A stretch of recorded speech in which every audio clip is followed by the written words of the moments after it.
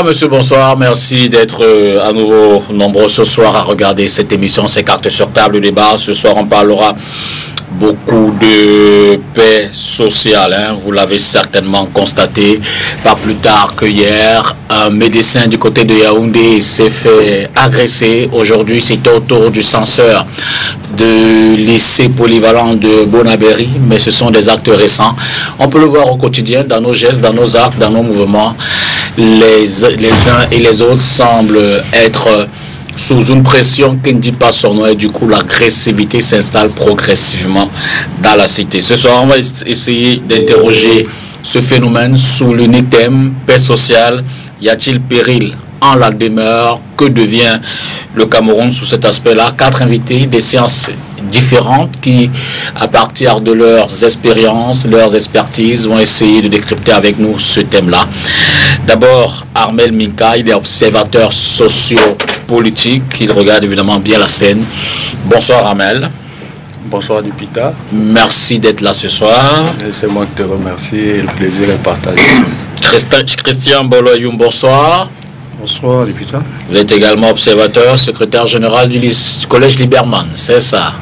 Surveillant général. Surveillant général, pardon. Vous avez fait de l'histoire politique, entre autres? Oui, j'ai fait de l'histoire politique à l'université de Douala, la faculté des lettres et sciences modernes. Puis j'ai eu à faire un peu de sciences en études internationales. Donc cette fois-ci à la faculté des sciences politiques et juridiques, toujours dans la même université. Merci à nouveau d'être là, et puis deux visages très connus. D'abord Maurice Somo, bonsoir. Bonsoir Lupita Tango. Psychosociologue. Très bien, cette fois-ci vous avez le psy. Je suis finalement le petit. Voilà, peut-être que je vous invite tous les jours pour lui faire. Oui, je crois que... Merci de m'associer à ce débat hautement sensible en ce moment. Tout ce qui touche à la paix dans notre pays est cher.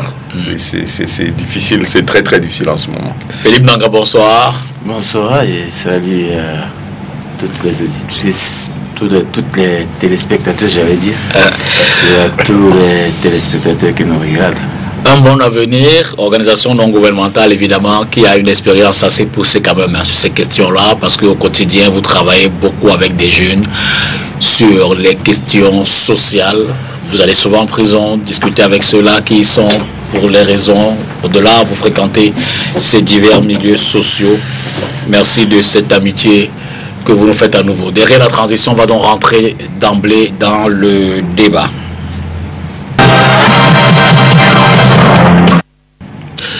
D'abord, peut-être que nous sommes très vite allés en besogne pour interroger cette paix sociale. Je voudrais que chacun me dise un peu s'il a la même appréhension que nous autres. Comme je l'ai dit tout à l'heure, on a l'impression qu'au quotidien, l'agressivité s'installe progressivement dans nos cités.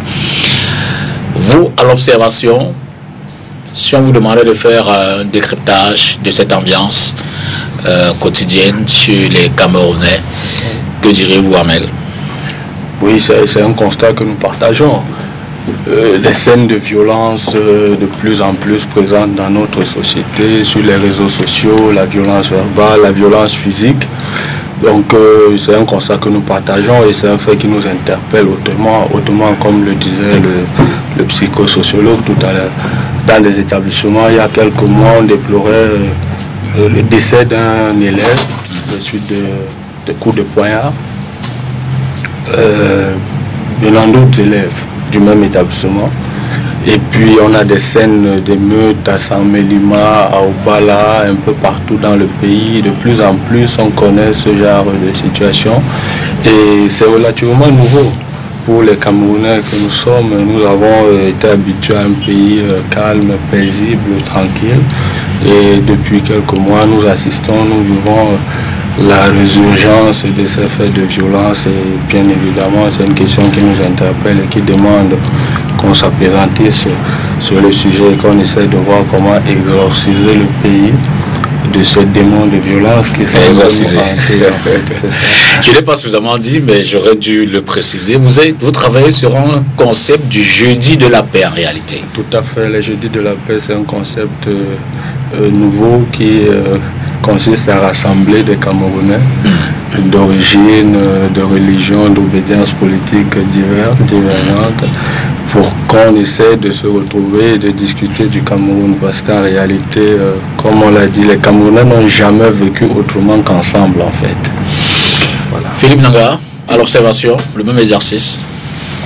Mais j'allais dire que si la société camerounaise était paisible, peut-être que mon avenir n'existerait même pas. Parce qu'en réalité, les associations qui sont les domaines de développement social existent parce que il y a du mouvement humain, parce que ce mouvement humain crée des frictions, crée des tensions, parce qu'il y a aussi des actes qui sont posés par les uns et les autres qui peuvent exacerber ces tensions-là. Et je crois que personne aujourd'hui ne peut nier le fait que notre société, j'allais dire la société camerounaise, soit de plus en plus violente. On le voit, hein, c'est pas si compliqué, il suffit de vous mettre à un carrefour et de voir les gens passer, vous allez voir. Hein. Vous pouvez vous faire piétiner par quelqu'un qui s'en va sans même se rendre compte qu'il vous a piétiné. Hein, il continue. Vous l'interpellez, il vous demande c'est quoi, et il vous a piétiné. Vous, quand monsieur, il demande c'est quoi. Et il est même surpris que vous l'interpellez alors qu'il vous a piétiné. Il ne se rend même pas compte qu'il vous a piétiné, quoi, en passant. J'explique souvent ça quand je suis en face à face avec les publics sur des questions de constitution sociale. On va peut-être rentrer dans les explications tout à l'heure. Pour l'instant, nous sommes encore à l'observation. Elle est violente, elle est dit essentiellement violente. Et malheureusement, aujourd'hui, je crois que hier, c'était d'autres choses. C'était les questions économiques, culturelles qui créent cette violence. Mais aujourd'hui, les questions politiques sont rentrées en jeu. Du coup, n'est-ce pas, on peut voir de plus en plus. Sinon, la violence est de plus en plus visible. Parce que exacerbée aussi par l'entrée en jeu, n'est-ce pas, des enjeux, j'allais dire, l'ordre politique. Christian Bolo, à l'observation. Oui, pour ma part, je dirais que la violence a toujours existé dans notre société, que ce soit au Cameroun comme ailleurs. La seule différence que de nos jours, elle s'amplifie de plus en plus pour dire que la société camerounaise est de plus en plus malade. Mais cela peut s'expliquer d'une manière ou d'une autre, vu le contexte et certaines réalités aujourd'hui dans le monde, dont pour le moment je peux faire l'économie pour dire qu'il y a forcément des facteurs qui amplifient cette violence ambiante que nous avons aujourd'hui dans notre pays. Maurice. Oui, pour ma part, le mot paix, il y en a qui l'utilisaient sans même se rendre compte que ce mot existe. C'est bizarre. Parce que lorsqu'on regarde la devise de notre pays, le premier concept, c'est quoi? Paix. Paix, travail, patrie. Et du coup, le concept de paix est perçu comme une évidence en soi. C'est-à-dire que c'est le socle sur lequel toute autre réalité d'un État comme le Cameroun peut s'avoir. Alors, quand on parle de paix, cette paix, elle peut se lire au plan intérieur, c'est-à-dire que j'ai ma paix intérieure. Mais elle peut être également une paix extérieure qui se définit dans la relation que j'ai avec les autres, comme un état dans lequel, une situation dans laquelle il y a une harmonie sûre et certaine entre les gens, ou une société de ce qu'on appelle la non-violence. La paix se situe donc aux antipodes, à l'opposé de la violence.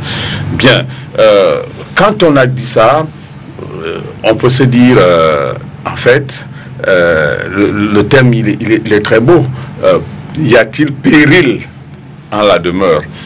C'est comme si on tournait la question, est-ce que les fondements de notre pays sont secoués en ce moment? C'est-à-dire que si on suppose que la paix est le socle sur lequel notre pays est assis, et qu'actuellement ce socle bouge, il y a de bonnes chances que l'édifice dans son ensemble s'écoule.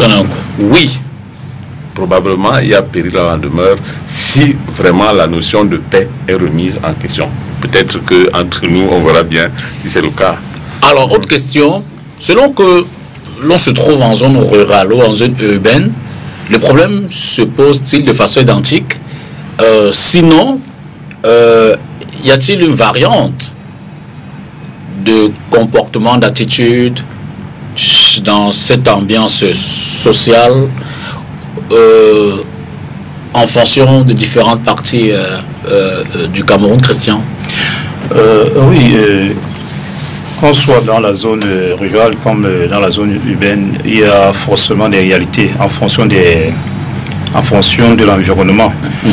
Généralement, lorsqu'on observe dans la zone rurale, on va se rendre compte que les gens sont plus respectueux des valeurs traditionnelles d'abord, contrairement à la ville qui est très bruyante, où nous avons pratiquement toutes les conditions sont réunies pour la violence, à savoir, on va très bien dire qu'on constate que le taux d'alcoolisme est plus élevé dans les zones, en zone urbaine qu'en zone rurale.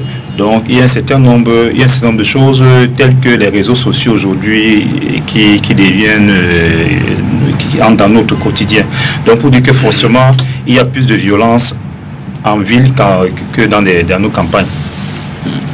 Alors, vous permettrez juste un break info, puisque l'émission est quand même en direct. On va le dire pour le noter. Le Premier ministre, chef du gouvernement, va présider en qualité de représentant personnel du chef de l'État le samedi 9 novembre 2019 à 10h à la place des fêtes de Bafoussam.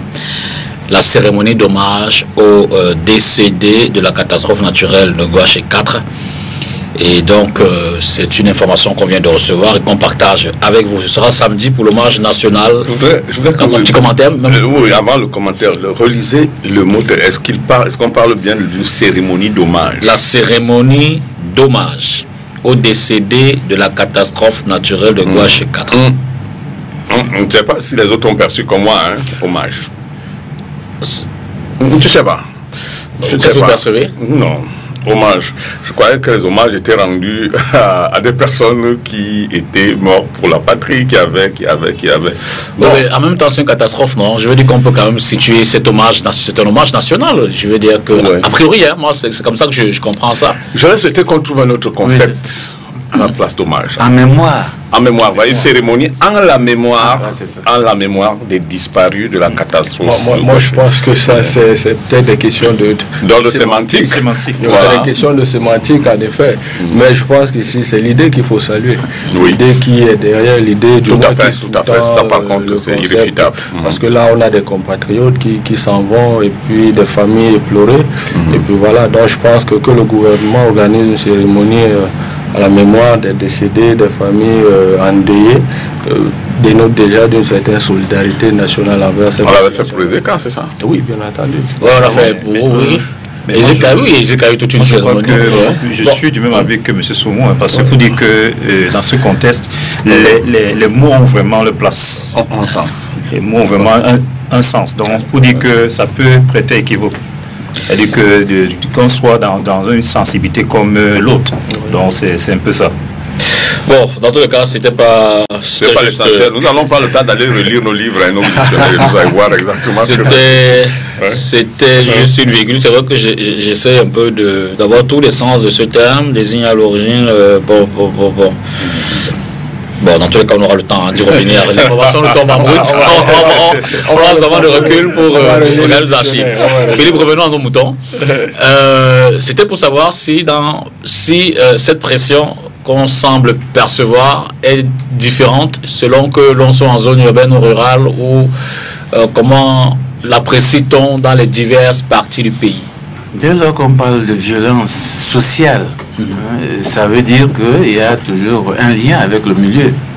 Il y a un lien avec le milieu et donc en fonction du milieu, la violence ne peut pas être pareille. Il y a des variantes, il y a beaucoup de choses qui vont faire que on ne peut pas avoir les mêmes types de violences en zone rurale qu'en zone urbaine.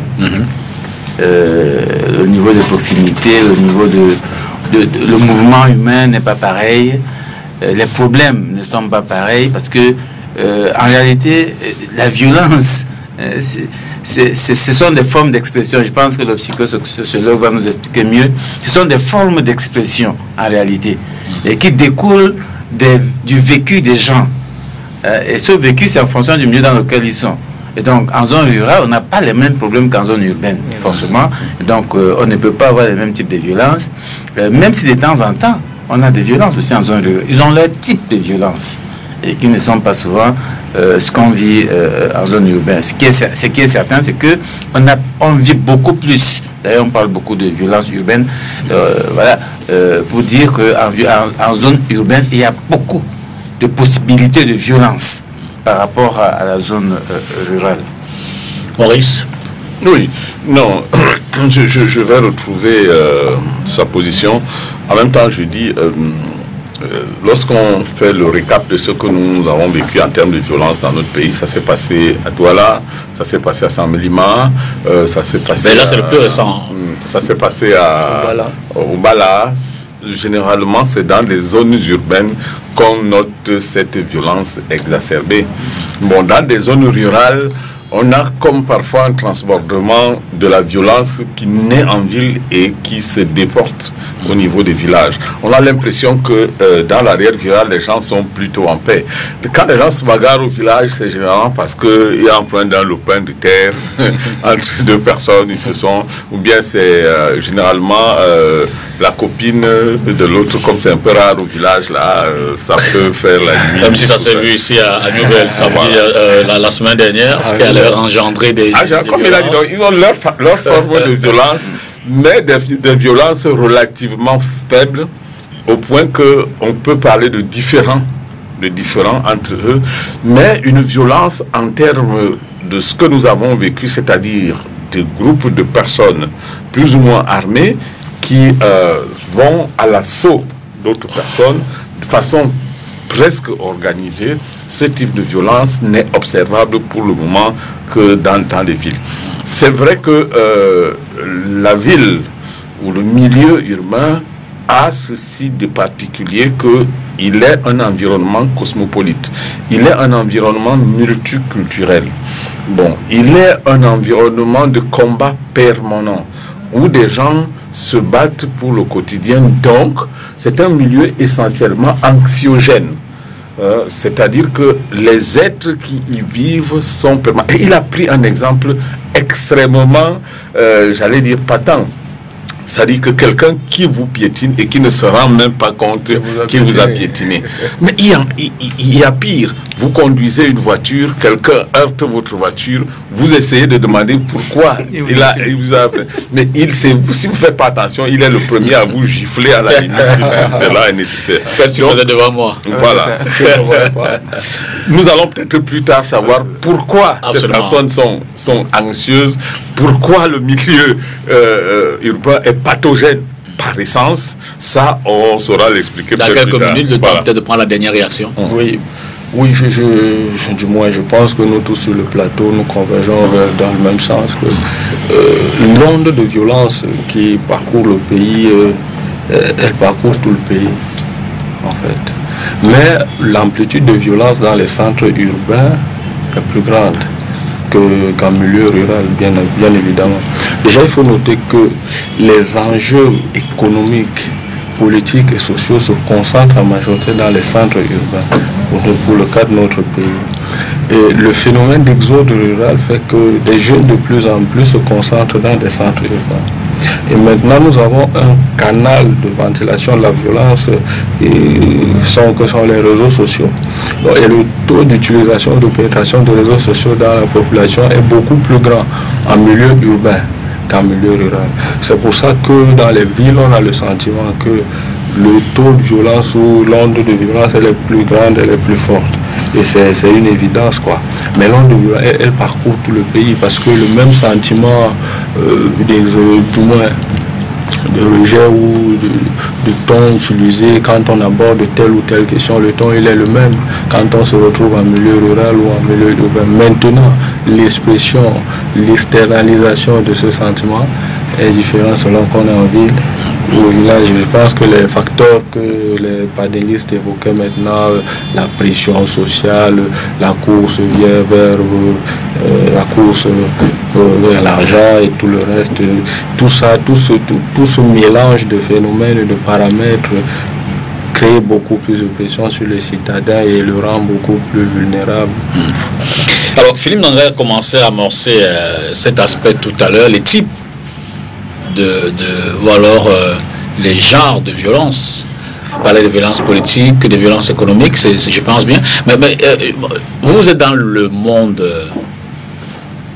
chez les enseignants, dans le monde des jeunes. Vous, quel type de violence dans ce monde, j'ai failli dire, dans cet environnement, je vais dire encadré, puisqu'il est presque essentiellement scolaire, que vous rencontrez dans ces milieux-là? Oui, comme l'évoquait M. Nanga, il y a plusieurs formes, bien plusieurs types de violences. Bon, nous, dans le milieu scolaire, on rencontre plus des violences verbales et physiques, généralement entre des élèves. Et parfois, il s'agit, lorsque généralement je prends le cas des violences physiques, c'est plus entre des élèves de différents niveaux. C'est-à-dire que forcément, un élève qui est au second cycle a toute tendance à violenter son petit frère académique. Et bon, pour les violences physiques également, les violences verbales également, il y en a. Mais là, c'est plus dans le sens de la compétition. Dans le sens de la compétition. Et cela est également amplifié. Il y a également des bagarres. Il y a des bagarres, si on peut le dire. Parce qu'aujourd'hui, on se rend compte que dans la majorité de nos établissements scolaires aujourd'hui, il y a cette consommation des stupéfiants. Bon, même si moi, où je suis, on n'a pas encore eu ces cas. Ces cas sont vraiment rares, vu vraiment la discipline. La discipline, ou bien les méthodes mises en place pour essayer de filtrer les entrées comme des sorties. Mais la réalité que je connais, puisque j'ai quand même travaillé ailleurs ou bien enseigné ailleurs, il y avait forcément ces violences où un groupe d'élèves venant de notre établissement vient carrément en découdre avec un autre groupe, et parfois lorsqu'on regarde même les mobiles, qu'est-ce qui peut les amener à le faire?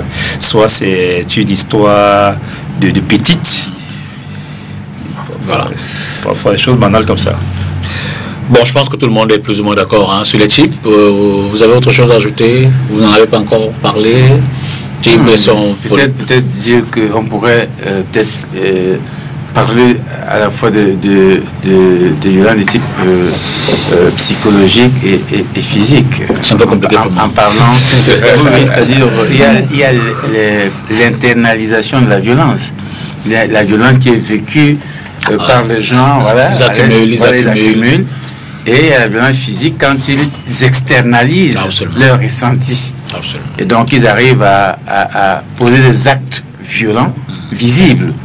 Mais il y a la violence vécue à l'interne, qui est plus psychologique, pour diverses raisons. Ça peut être des raisons économiques ou autres, sociales et politiques. Donc je pense que, et comme on disait dans les villages, même si les gens ont des problèmes, après ils internalisent ces problèmes-là. Par contre, en ville, il y a beaucoup d'occasions d'externaliser, parce qu'il y a la friction, la proximité avec du monde. Ça fait que quand vous vous rencontrez, vous avez vos problèmes, chacun a ses problèmes. Mais il va y avoir une occasion, un déclencheur qui va faire que je vais externaliser mes ressentis. Et donc je vais rendre visible la violence qui en réalité m'habite depuis longtemps. Et je crois que je parlais tout à l'heure de l'entrée en jeu des questions politiques qui exacerbent les violences. Parce qu'il y avait déjà la violence à Douala, parce que moi Douala a toujours été une ville assez chaude, comme on dit. Voilà. Mais maintenant, avec l'entrée en scène, n'est-ce pas, de la violence politique, j'allais dire, de la compétition virulente en politique, il y a une sorte d'utilisation des vécus des gens, des ressentis des gens pour exprimer, pour exploiter ça à des fins politiques. Et ça, aujourd'hui, on voit donc comment, vous voyez, quand vous dites aux gens, écoutez, on ne peut pas continuer de supporter ça. Ouais. Les gens, ils avaient déjà les problèmes. Mais maintenant, on leur dit, mais vous ne pouvez pas continuer de supporter ça. La tendance, c'est que, ah bon, ah oui, je peux, ah oui. Donc, et les gens se mettent en mouvement. Donc, je pense qu'aujourd'hui, il y a donc cette tendance. On a des conditions d'externalisation de la violence qui habitaient déjà les gens. C'est pour ça quand on voit que même dans les hôpitaux, les gens peuvent déjà se permettre de mettre la main sur les médecins qu'on craignait avant, parce qu'avant on était tous énervés devant les médecins, les infirmières qui attendaient que vous lui donniez de l'argent pour faire son job, mais vous étiez très énervés, mais vous n'aviez pas la...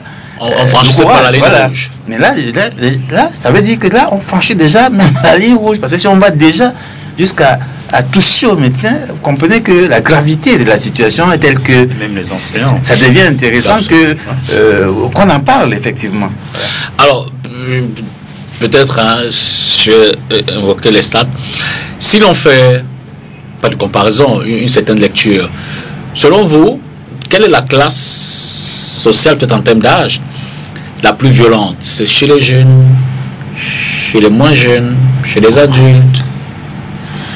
Non, forcément, ça va sur la classe la plus virulente, pour reprendre son concept, sera forcément la classe des jeunes, pour des raisons qui me semblent évidentes. Dans la vie d'un individu, il y a l'enfance.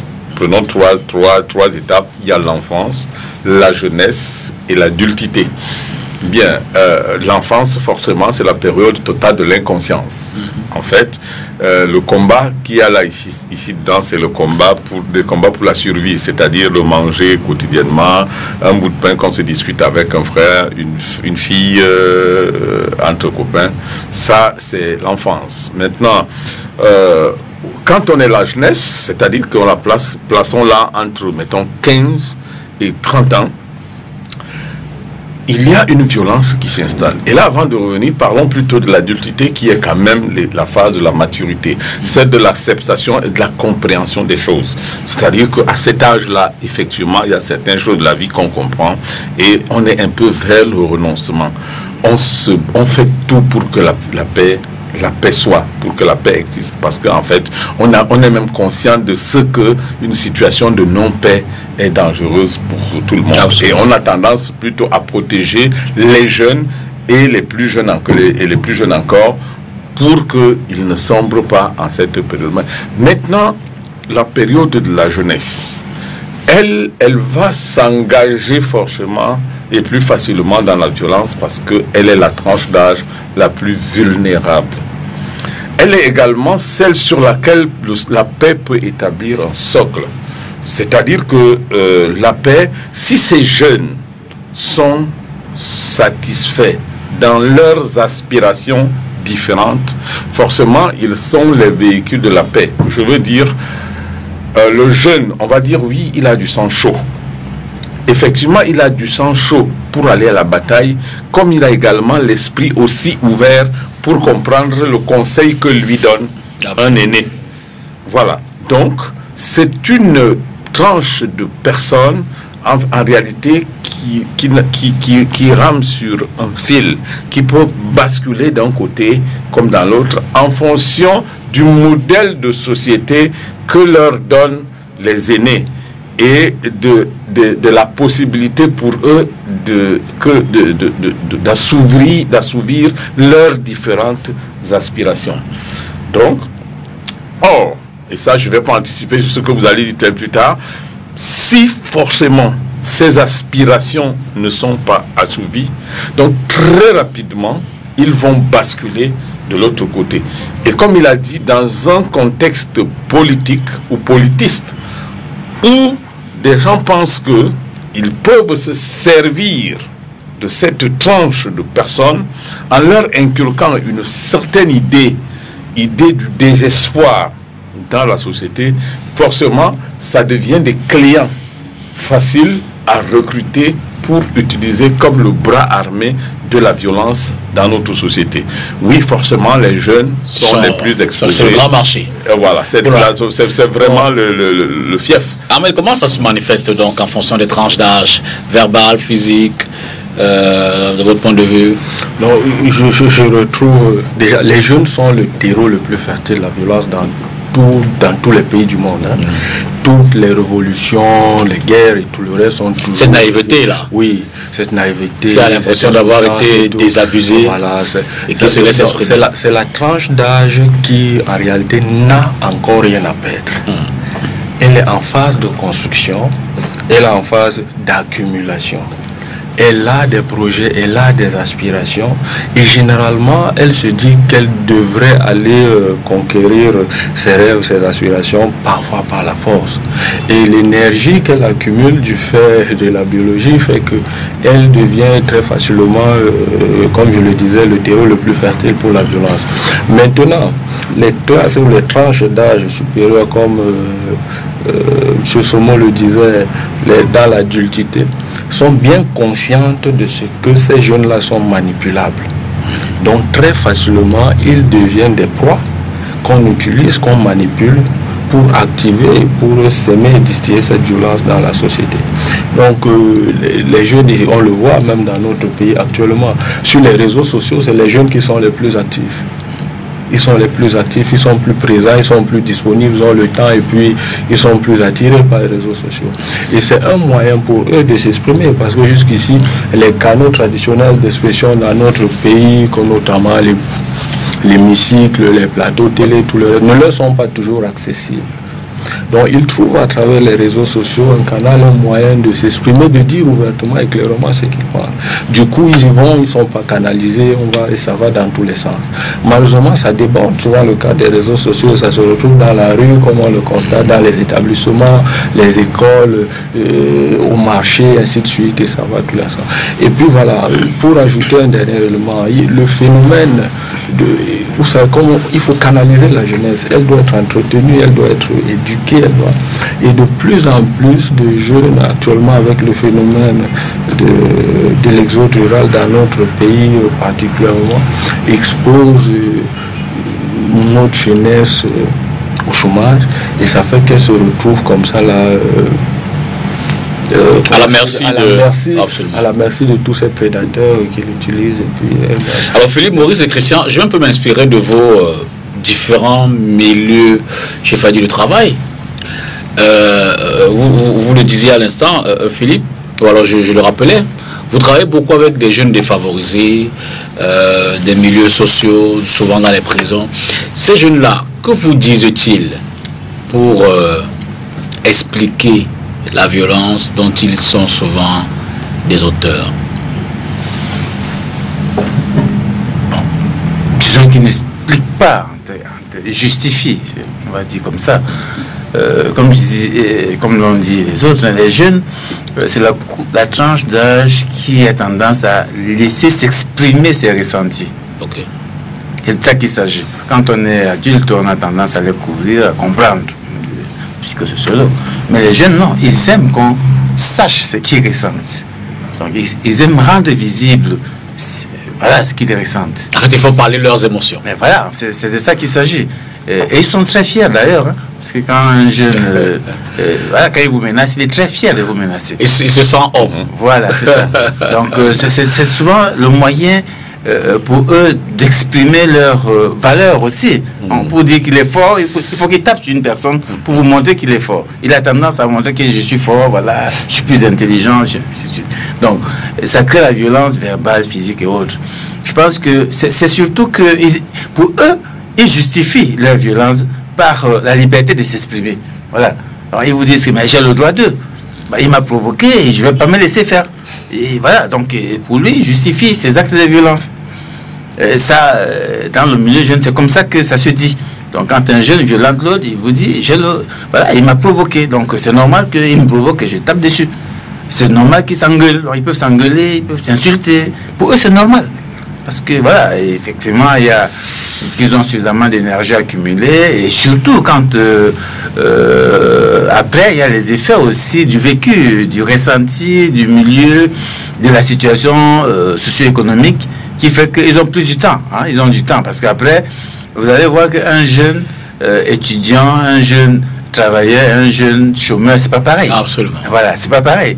Parce que celui qui a fait a tendance à renoncer à la violence. Oui, je sais que tu es fort, et voilà. Mais c'est lui qui n'a rien à faire, il peut passer toute la journée à toute son énergie entre ses bras. Justement, c'est pour ça que vous pouvez voir des jeunes, justement, à la recrudescence des violences qu'on vit aujourd'hui. On a vécu ça, c'est pas la première fois qu'on vit ça. Donc, un jeune au quartier, toute la journée, est en train de bagarrer. Toute la journée, oui. Puis il n'est pas occupé. Oui, il n'est pas occupé. Donc, toute la journée, il ramasse des choses, il poursuit des gens.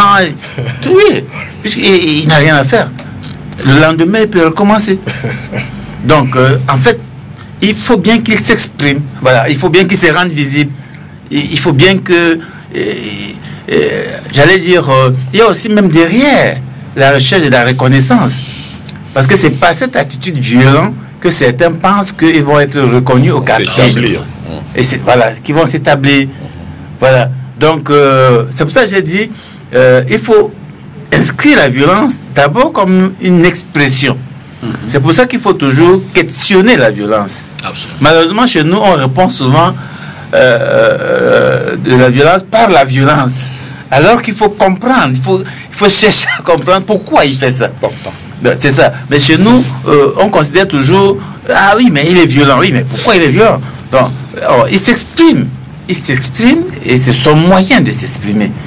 C'est son moyen de s'exprimer. Je pense que c'est comme ça que ça se justifie en milieu jeune, même dans les discussions, même dans les débats. Si vous ne les arrêtez pas, c'est vraiment, ça va dans tous les sens. Ce sera le plus fort. Voilà, c'est un peu comme ça. C'est pour ça que vous voyez, ailleurs, il y a beaucoup de structures de prévention de la violence. Absolument. Et le travail des associations, je le dis chaque jour, malheureusement, les associations travaillent sur ce qu'on appelle la construction du lien social. Il faut travailler à faire entendre, à faire comprendre aux gens que nous avons un espace commun et qu'il faut bien qu'on arrive à pouvoir vivre et en paix dans cet espace commun. Et ça se travaille, ça ne se décrète pas. Parce que chacun a envie de s'exprimer, de s'établir avec ses codes, avec ses méthodes, avec ses ressentis. Maintenant, il faut réguler.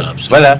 Et donc, souvent, ailleurs, c'est les associations qui travaillent là-dessus pour anticiper, pour expliquer, pour donner l'occasion. Il a dit quelqu'un qui est très important. On ne donne pas d'occasion aux jeunes de s'exprimer à la télé. Alors, le gars, vous voulez qu'il s'exprime où? Mais c'est au quartier et de façon très violente. Mais si ils avaient des occasions, n'est-ce pas, de s'exprimer, des occasions d'expression encadrées, on pourrait réduire. Absolument. Ça ne va pas s'arrêter. Parce que la prise de parole pourrait leur permettre de se défendre. Voilà. Ils ont envie de dire des choses. Absolument, là, je te mets off là. Je te l'accorde. Non, parce que ce qu'il a dit est fondamental. Alors, la violence, elle naît à l'intérieur de l'individu, à partir d'une situation extérieure vécue et ressentie d'une certaine manière. En fonction de la façon dont on sent l'environnement, on façonne une réaction. Et c'est cette réaction qui est en réalité de la violence. Voilà comment il faut comprendre la violence. Et comme c'est cela, il y a dans ce qu'on appelle une forme de catharsis, qui peut être une catharsis individuelle ou une catharsis collective. C'est-à-dire que c'est une forme d'expiation, c'est une forme de ressortie de la violence qui peut se faire sur plusieurs formes. Une fois que la violence est structurée chez des individus, notamment chez des jeunes, il faut qu'il y ait des moyens pour qu'ils le fassent. Je dis quoi? Lorsqu'un jeune, il y a des psychothérapies qui consistent, par exemple, pour un jeune devenu violent au sein de la famille, de le mettre dans une salle comme celle où nous sommes là, de le laisser tout seul avec des objets sur lesquels il peut exprimer sa violence. C'est-à-dire, il casse tout, il balance tout. Et une fois qu'il est sorti de là, c'est quelqu'un qui a ressorti toute la tension thanatique qui existe. On appelle ça le thanatos. C'est-à-dire que c'est une force violente qu'il a en lui et qui inspire la mort. Donc lorsqu'il a ressorti ça à travers, il a investi cela sur des objets autour de lui, eh bien, il devient rétabli. Ça, c'est une psychothérapie et le gars, il est bien. Donc, il faut qu'on trouve des canaux et des instruments sur lesquels les jeunes doivent exercer leur Avant d'y violence. arriver, je voudrais que vous nous rameniez un peu à l'université où vous êtes, où vous exercez, Oui. dans le milieu académique. Vous, comment cette violence se manifeste à ce niveau-là? Bien, le milieu universitaire est un milieu essentiellement violent. Essentiellement violent parce que tout milieu où il existe le défi, le combat, la compétition et la concurrence inspire est potentiellement violent. Maintenant, il s'agit pour les uns et les autres de canaliser ces violences sous une forme qui peut être bénéfique pour l'environnement et pour la société dans laquelle on se trouve. C'est-à-dire que les gens ne vont pas se battre à coups de bâton, les gens ne vont pas se battre à coups de mais les gens vont se battre à coups d'idées, à coups de connaissances et à coups de choses. Ici, dans le milieu universitaire, forcément, il y a des conflits. Parce que ce qui structure encore davantage la violence, c'est des conflits. C'est-à-dire des situations dans lesquelles les uns ne sont pas d'accord avec les autres. Forcément, ces situations arrivent et forcément, il y a des situations de violence. Maintenant, tout dépend de comment cette violence est gérée. Parce que c'est un milieu universitaire, il y a justement des stratégies appropriées pour que vous ayez 30 000 personnes. Ne me dites pas que vous pouvez avoir 30 000 personnes qui sont ensemble, qui ne sont pas violents. Rentrez dans un amphithéâtre de 350 places où vous devez loger 1000 gamins. Quelle est la source du combat? D'abord, comment est-ce qu'on s'assoit? Rien que le combat pour trouver une place dans un amphithéâtre, c'est déjà suffisant pour créer la violence. C'est-à-dire qu'ils se disputent entre eux. Bon, mais également, il y a des violences plus organisées entre des groupes de jeunes qui, appartenant à certaines tendances, peuvent penser. Et puis là aussi, comme on a parlé politique, c'est là aussi qu'on va venir récupérer les jeunes et vraiment les dresser. Les grands mouvements sociaux dans ce pays sont nés dans les universités. Moi, j'étais en 1990 étudiant à l'université de Yaoundé. À l'époque, ça s'appelait l'université de Yaoundé. C'était pas encore l'université de Yaoundé.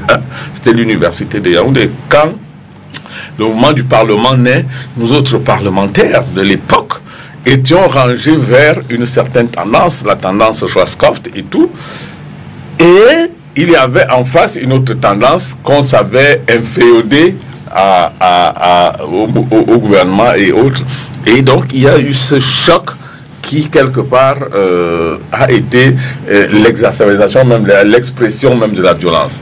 Donc, pour répondre à ta question plus simplement, c'est le milieu universitaire, en raison de sa vulnérabilité, des problèmes auxquels les jeunes, comme tous les jeunes, sont confrontés, est un milieu violent.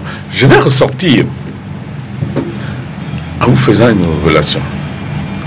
La violence du quartier Nouvelle de Kayabassi a lieu pendant que j'y suis allé dépanner mon véhicule. C'est bizarre. J'arrive au quartier Nouvelle et mon ami Missé, qui est mon mécanicien, me dit il se prépare un retour. Je lui demande, mais le retour c'est quoi? Il me dit non, il y a les jeunes de 4e étage, je ne sais pas comment étage, qui doivent venir pour le retour ici contre les jeunes d'ici. Ils viendront à midi. J'ai dit, bon, attends, ta affaire, il est 11h. Mais attends, si tu me dis midi, attends, vous voulez dire quoi? Que les forces de l'ordre ne sont pas au courant que à midi, effectivement, à ce moment, j'ai vu un déploiement des forces de l'ordre, des forces de sécurité, la gendarmerie, la police, qui avaient pratiquement quadrillé la zone. Et j'ai dit non, j'ai dit à mon ami, c'est pas possible. Eux-mêmes, ils ont quand même des éclaireurs, ils voient que la force de l'ordre est là, personne ne viendra. Je vous assure, à midi 00, le premier bataillon est apparu. Le premier bataillon est apparu pour venir régler, pour venir faire ce qu'ils avaient à faire à l'heure qu'ils avaient prévu de revenir. Est-ce que cela ne vous dit rien? Est-ce que cela ne vous dit rien dans un état de droit? Est-ce que cela ne vous dit rien dans la perception que ces jeunes ont? Ça, c'est la question. Ça, c'est la première chose. La deuxième chose, c'est quand on regarde bien l'heure à laquelle ces gars sont venus, à midi, dites-moi, un jeune, si on est jeune, parce que j'ai regardé l'âge de tous ces jeunes-là, je les ai trouvés, ils étaient sensiblement entre 16, 30, 35 ans pour les plus âgés, mais dans cette tranche d'âge-là, où devrait être un jeune de cet âge, en ce moment-là, à midi, un vendredi, où est-ce qu'il devrait être?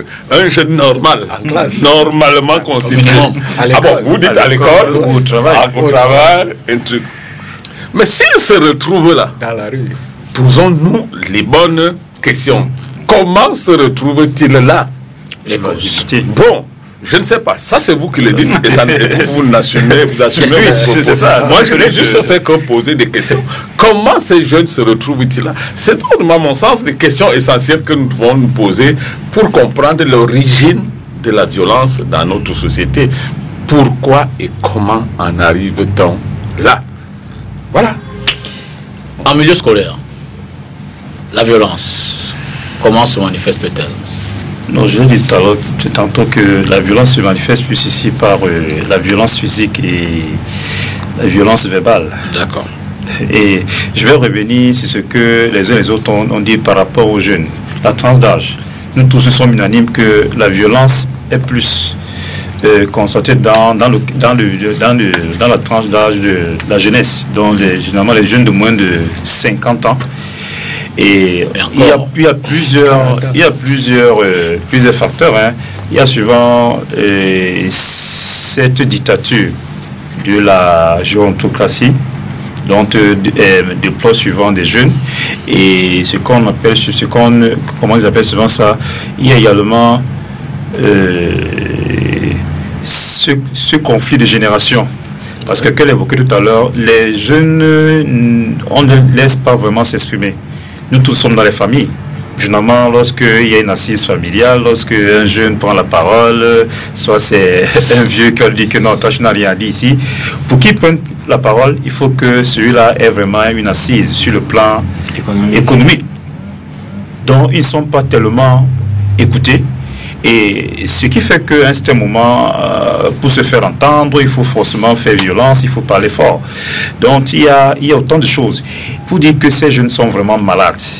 Et les psychologues devraient vraiment travailler sur cet aspect pour essayer de voir qu'est-ce qu'il faut faire. Parce que pour le cas des jeunes, le cas de Newbel, moi-même également, j'ai vécu le même cas, je crois, en 2010 avec les émeutes de Dedo. Puisque moi, j'étais à Dedo à l'époque chez mes parents. J'étais de ce côté-là. J'ai vécu ça. Ça veut dire que tout ce qui s'est passé à Newbel, nous également, nous avons vécu ça. Je crois que moi, ce matin, je m'apprêtais à aller au boulot. Mais on me dit que mais si toi, tu sors là maintenant en tant que jeune, là, les gens là viendront brûler tout le quartier. Donc, et moi, je lui pose la question, mais quels sont ces jeunes-là qui peuvent... à 8 heures, 10 heures, alors qu'ils sont censés être soit au travail ou bien à l'école. Ça veut dire qu'il y a forcément quelque chose. Et pour dire qu'on devait également interpeller non seulement la famille, puisque un enfant comme un jeune sort d'une famille. La famille a sa part de responsabilité, ainsi que l'école. Parce que parfois, lorsque nous écoutons des élèves, les élèves vont vous dire, bon, moi, après mon bac, après la licence, il rêve comment il sera dans un bureau avec une grosse voiture. Et dès lors que ce rêve est brisé, commencent d'autres problèmes. Donc, c'est pour dire que l'école devait façonner les jeunes d'une manière ou d'une autre, puisque les jeunes font partie d'une couche assez vulnérable. Vous n'avez qu'à voir avec les attaques djihadistes.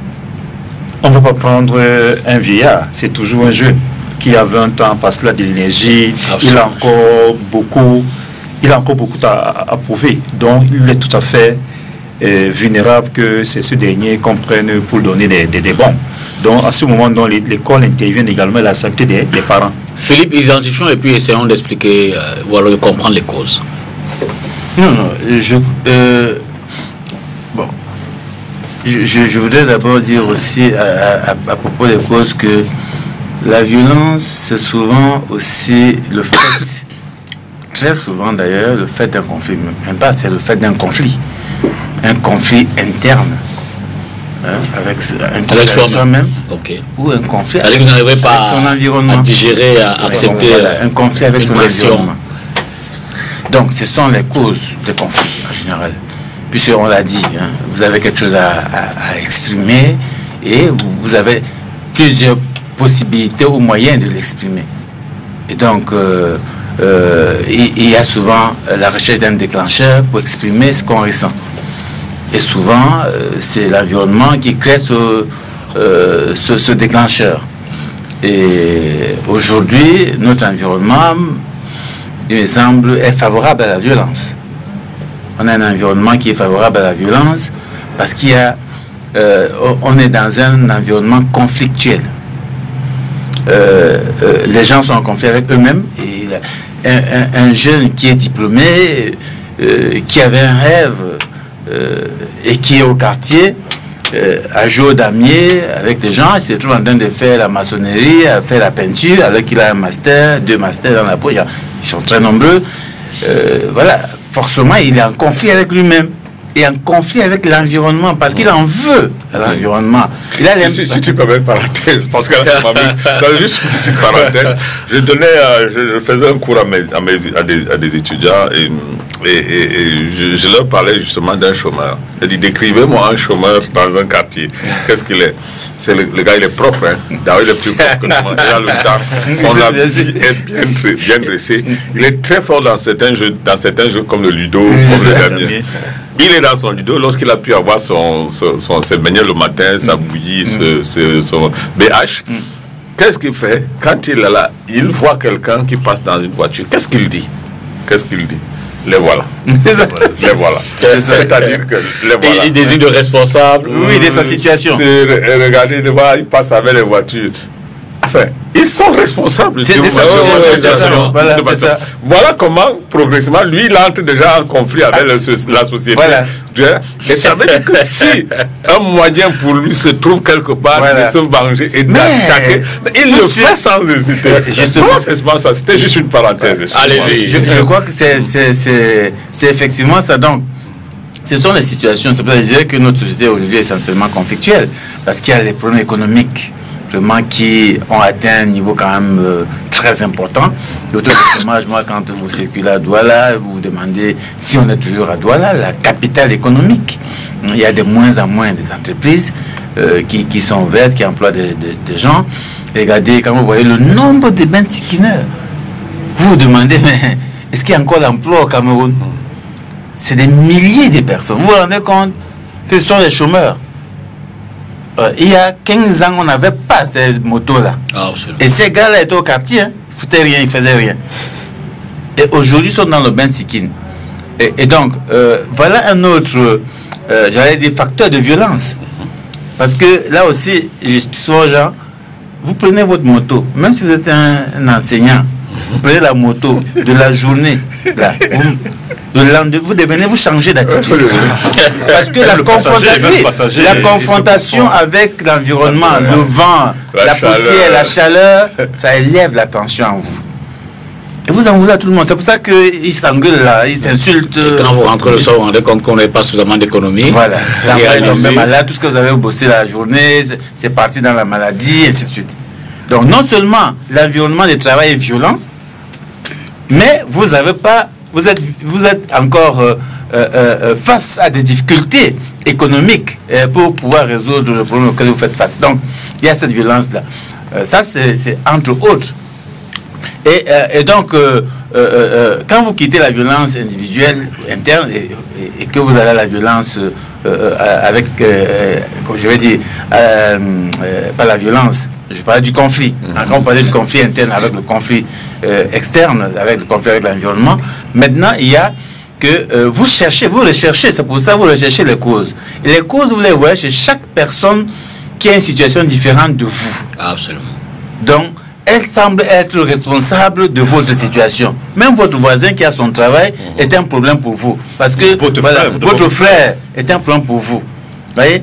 Et je disais aujourd'hui, notre milieu est devenu un milieu conflictuel avec les enjeux politiques et politiciennes. Donc, malheureusement, ça il faut le dire comme ça, les acteurs politiques, voilà, ils réfléchissent pas trop, quoi. Voilà. Ils n'ont pas besoin de travailler à proposer des solutions. Ils ont simplement à dire aux jeunes, vous voyez, vous êtes au chômage, c'est ceux qui sont là. C'est instrumentalise les jeunes. Voilà. Vous voyez, on n'a pas ceci, c'est ceux qui sont là. C'est aussi simple. Et donc, le jeune construit. Voilà. Donc, et le jeune a donc, pour lui, là, le responsable de sa situation.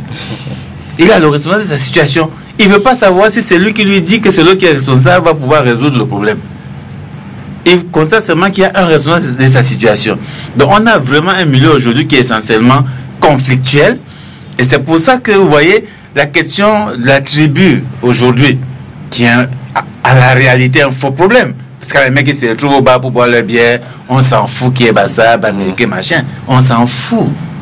Mais, si pendant que vous buvez vos bières là, il y a un qui a envie de boire, qui ne boit pas, pendant que les autres sont en train de boire, et qu'elle nous dit, tu vois, voilà les gars là, c'est eux. Tu vois, c'est eux qui passe. Vous identifiez les mêmes causes? Donc, vous voyez, c'est un peu ça la situation. Et je vous dis vraiment, cette question du conflit et de la violence, il faut vraiment faire attention. Je pense que les enseignants, les éducateurs, les responsables associatifs, et surtout, moi j'en parle depuis quelques temps aux hommes politiques, attention. Ce matin encore, j'en parlais à un homme politique, attention d'exacerber la question tribale. Parce que vous venez à rajouter. Il y a déjà des problèmes économiques et machin. Si vous venez à rajouter ça, ça va exploser. Donc, parce qu'on est dans une société essentiellement conflictuelle, les gens ne trouvent pas de réponse à leurs problèmes et ils sont prêts à prendre n'importe quelle solution qu'on leur propose pour répondre à leurs problèmes. Armel, toujours sur... Oui, moi, ce phénomène, je l'attribue un peu à une espèce de faillite de la famille. Vous savez, la cellule fondamentale dans notre société reste la famille. Absolument. Et l'éducation commence par la famille. Or, aujourd'hui, nous constatons une espèce de délitement de l'unité sociale qu'est la famille dans notre société. Ça fait que l'explosion des familles monoparentales et puis l'exode rural, le fait qu'on se déconnecte de nos valeurs culturelles, de nos valeurs ancestrales, fait que de plus en plus, la jeunesse, elle est vulnérable. Et ce phénomène s'est propagé parce que le dernier rempart, le dernier maillon dans cette chaîne d'éducation était l'école. Après la famille, on avait l'école. Mais aujourd'hui, après la faillite de la famille, on est en train de constater que le pourrissement se poursuit jusqu'à l'école. L'école, aujourd'hui au Cameroun, dans notre pays, elle est devenue un business. C'est une grosse affaire où l'enjeu, c'est beaucoup plus le gain qu'on doit se faire. Et les valeurs sociales, les valeurs culturelles, elles ont perdu du terrain, elles ont grandement reculé. Et les conséquences, elles ne se font pas attendre. Nous les voyons immédiatement dans notre société. Dans les rues. Ce sur quoi je voudrais attirer l'attention, ou du moins ce qui attire particulièrement mon attention, c'est que on dit la crainte du gendarme est généralement le début de la sagesse. Or, ce que M. Somo, dans l'anecdote du Kayabassi qui nous racontait tout à l'heure, c'est que à midi, des jeunes annoncent qu'ils viendront faire une opération, je sais pas, de retour violente dans un quartier. Et avant leur déploiement, les forces de l'ordre se déploient.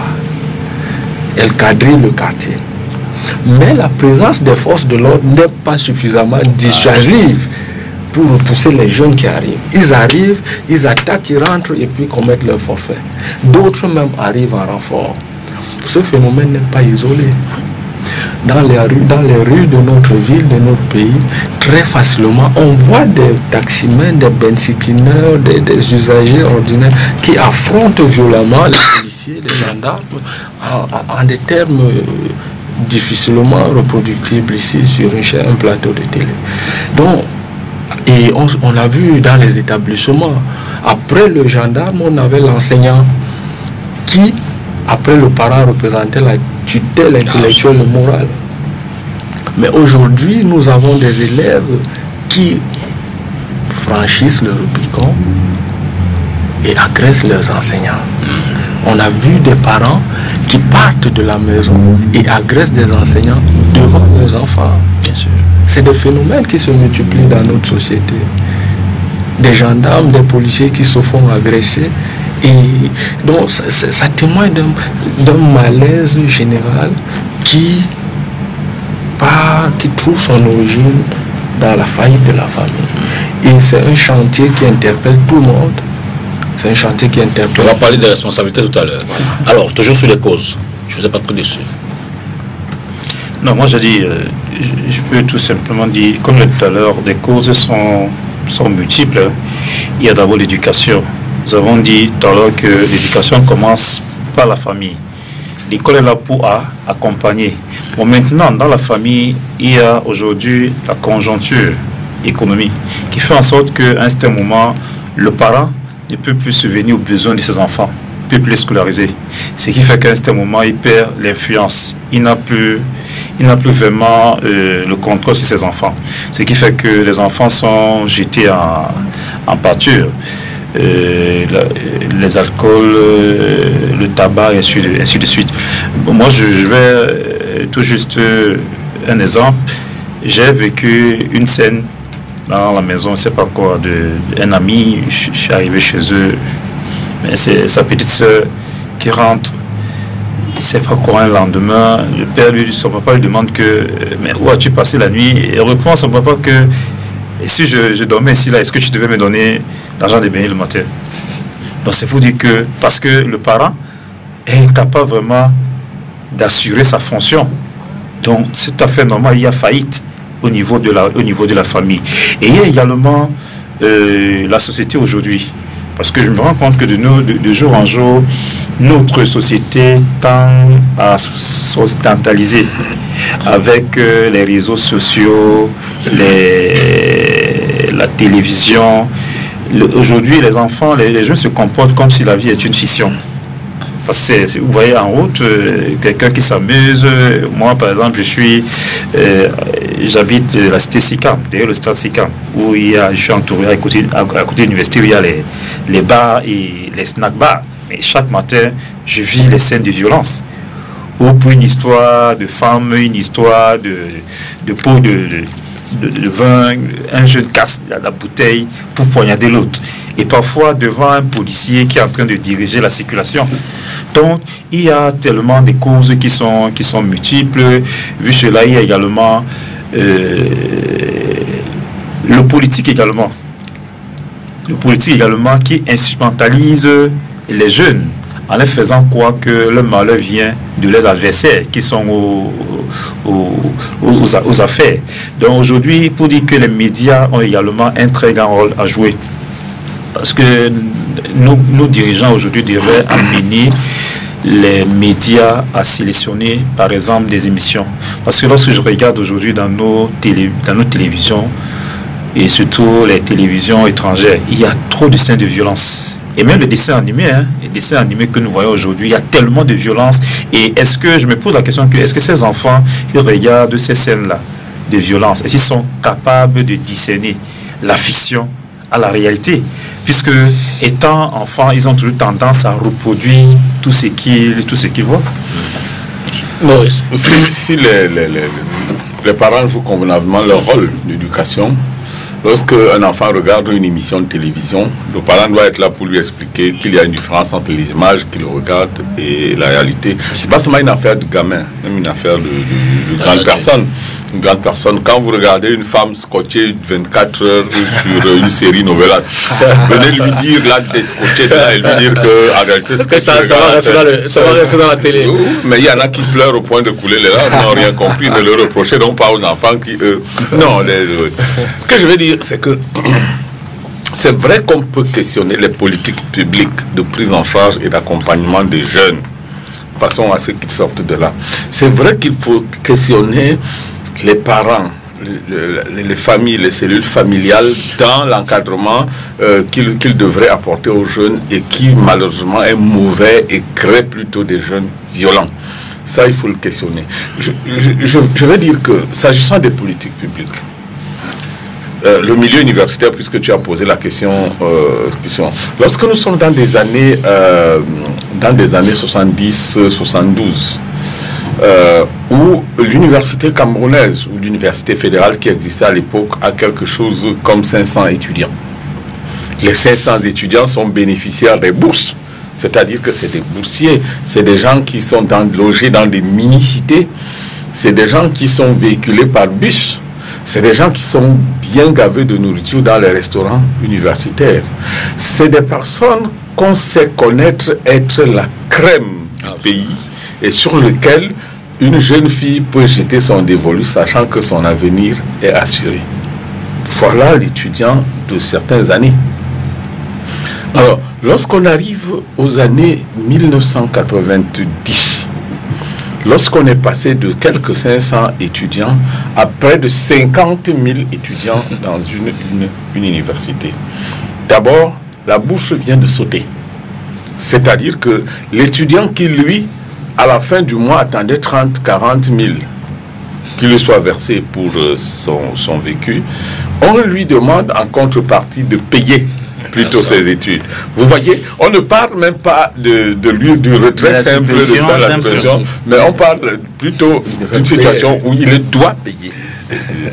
Le plat à la cité universitaire devient pour lui quelque chose de difficilement accessible. Il n'y a pas seulement ces éléments simples, parce que les transports, par exemple, on ne vient plus le chercher au quartier, il n'y a plus de bus qui circulent, bus des étudiants qui circulent et qui viennent les chercher. Il doit désormais se débrouiller lui-même à payer son taxi. Il n'y a pas seulement cela, mais il y a la perception sociale qui va s'effriter considérablement. Ça va se défriter en raison du chômage qui va désormais s'installer. C'est-à-dire que vous allez dire à quelqu'un que vous êtes étudiant, ça ne lui dit plus absolument rien. Cette représentation est faite.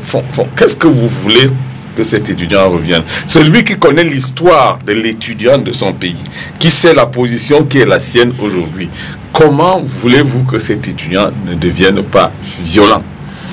En fait, il y a une violente inconsciente en lui, qui en réalité a un message clair. Je veux être comme l'étudiant de il y a les années tant.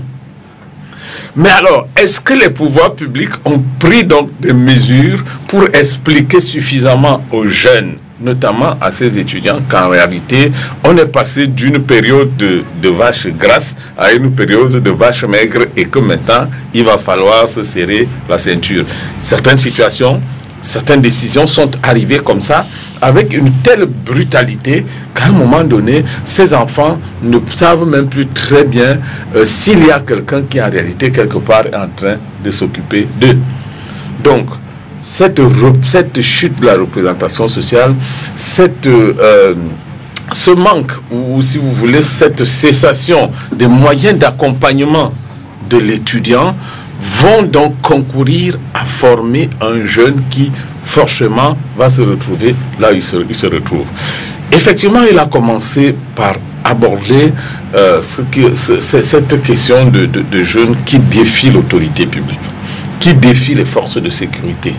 Bien, alors, les forces de sécurité sont des personnes sur lesquelles l'État a délégué certains de ses pouvoirs pour qu'ils défendent les populations en son nom.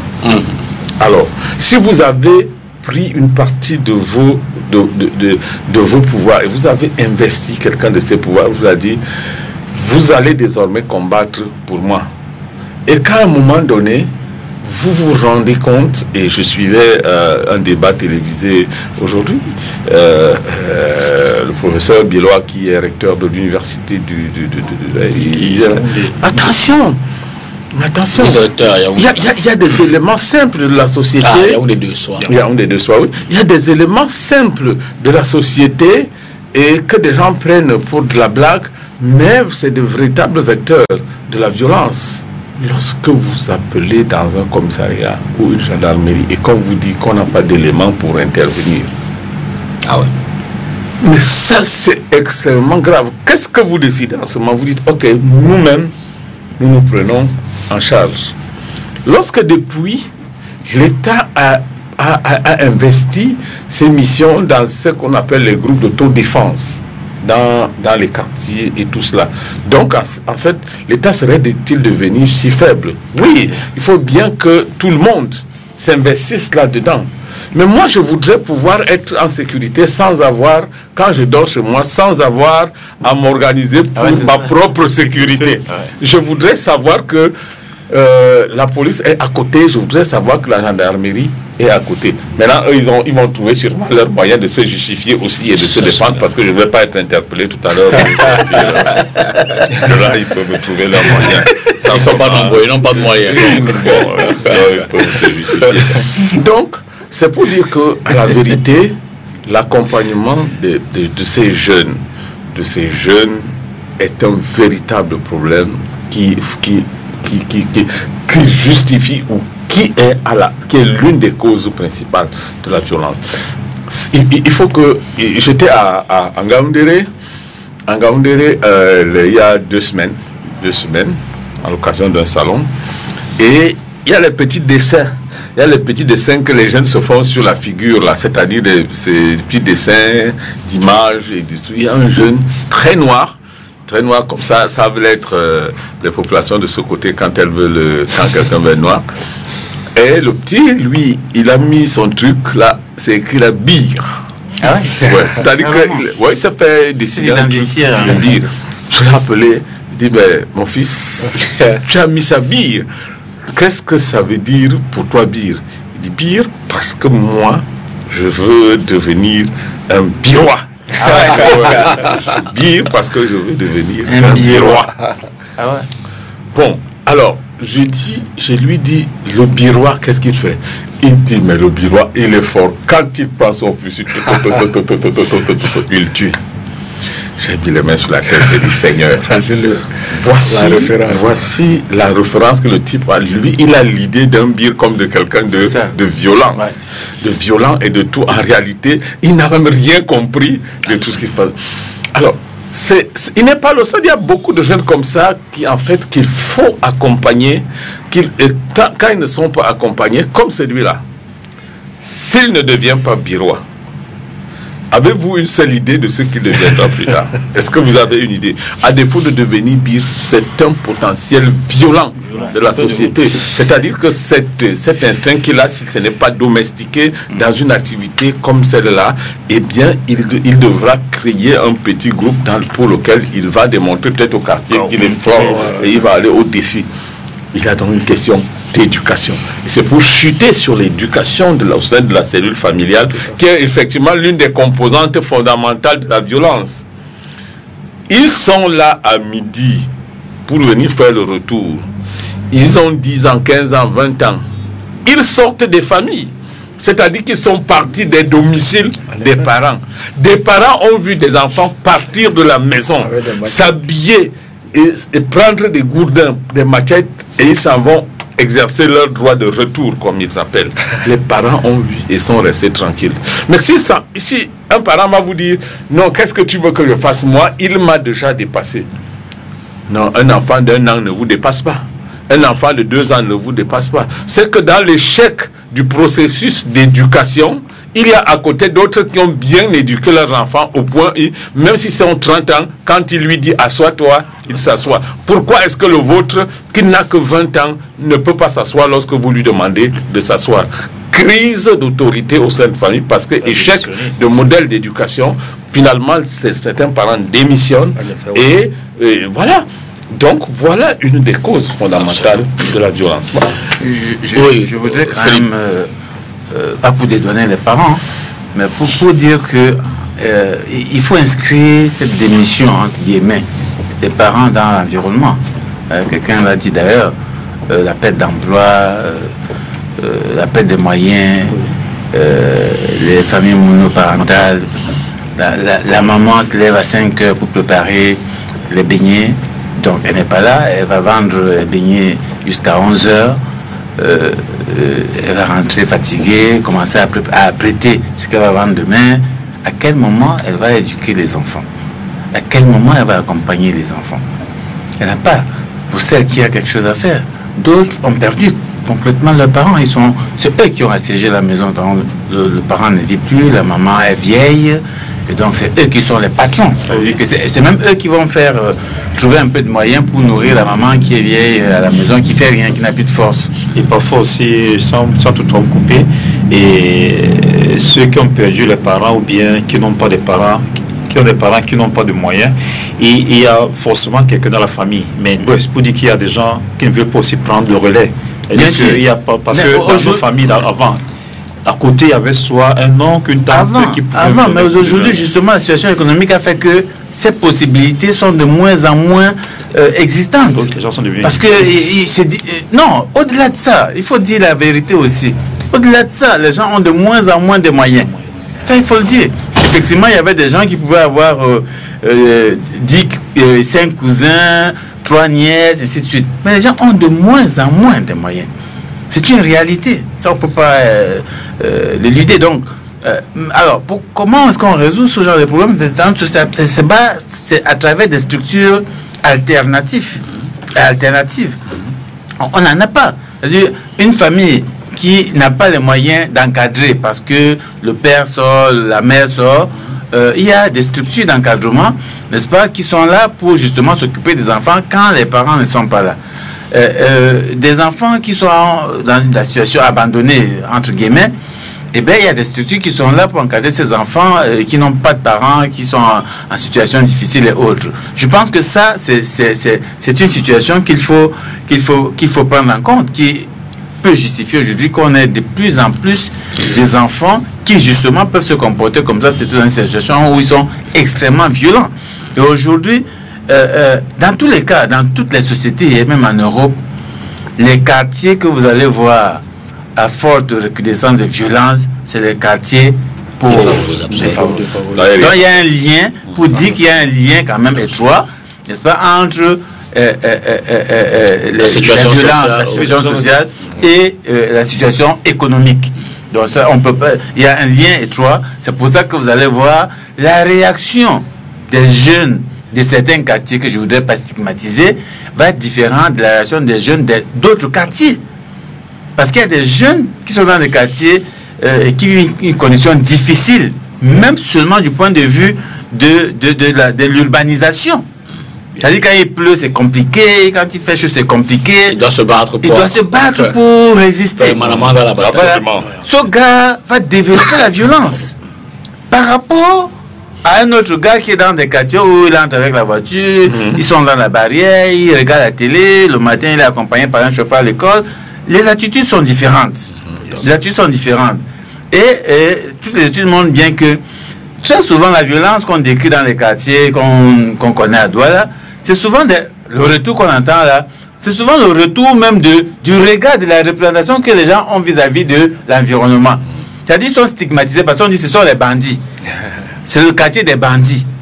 Et ces jeunes qu'on dit des quartiers des bandits, ils vous montrent, ils ont tendance à vous dire que nous sommes effectivement les enfants de bandits. Donc ils vont se comporter comme les enfants de bandits. C'est pour ça que vous allez voir un enfant d'un certain quartier va vous dire, moi je suis de tel quartier. Et si vous le rencontrez même à Bonapriso ou à Bonanjo, et que vous avez une altercation avec lui, et il vous dit, je te rappelle que je suis de tel quartier. Vous voyez un peu? Je suis un gars de New Bell. Voilà. Je ne voulais pas stigmatiser. Donc, en fait, c'est que lui, il est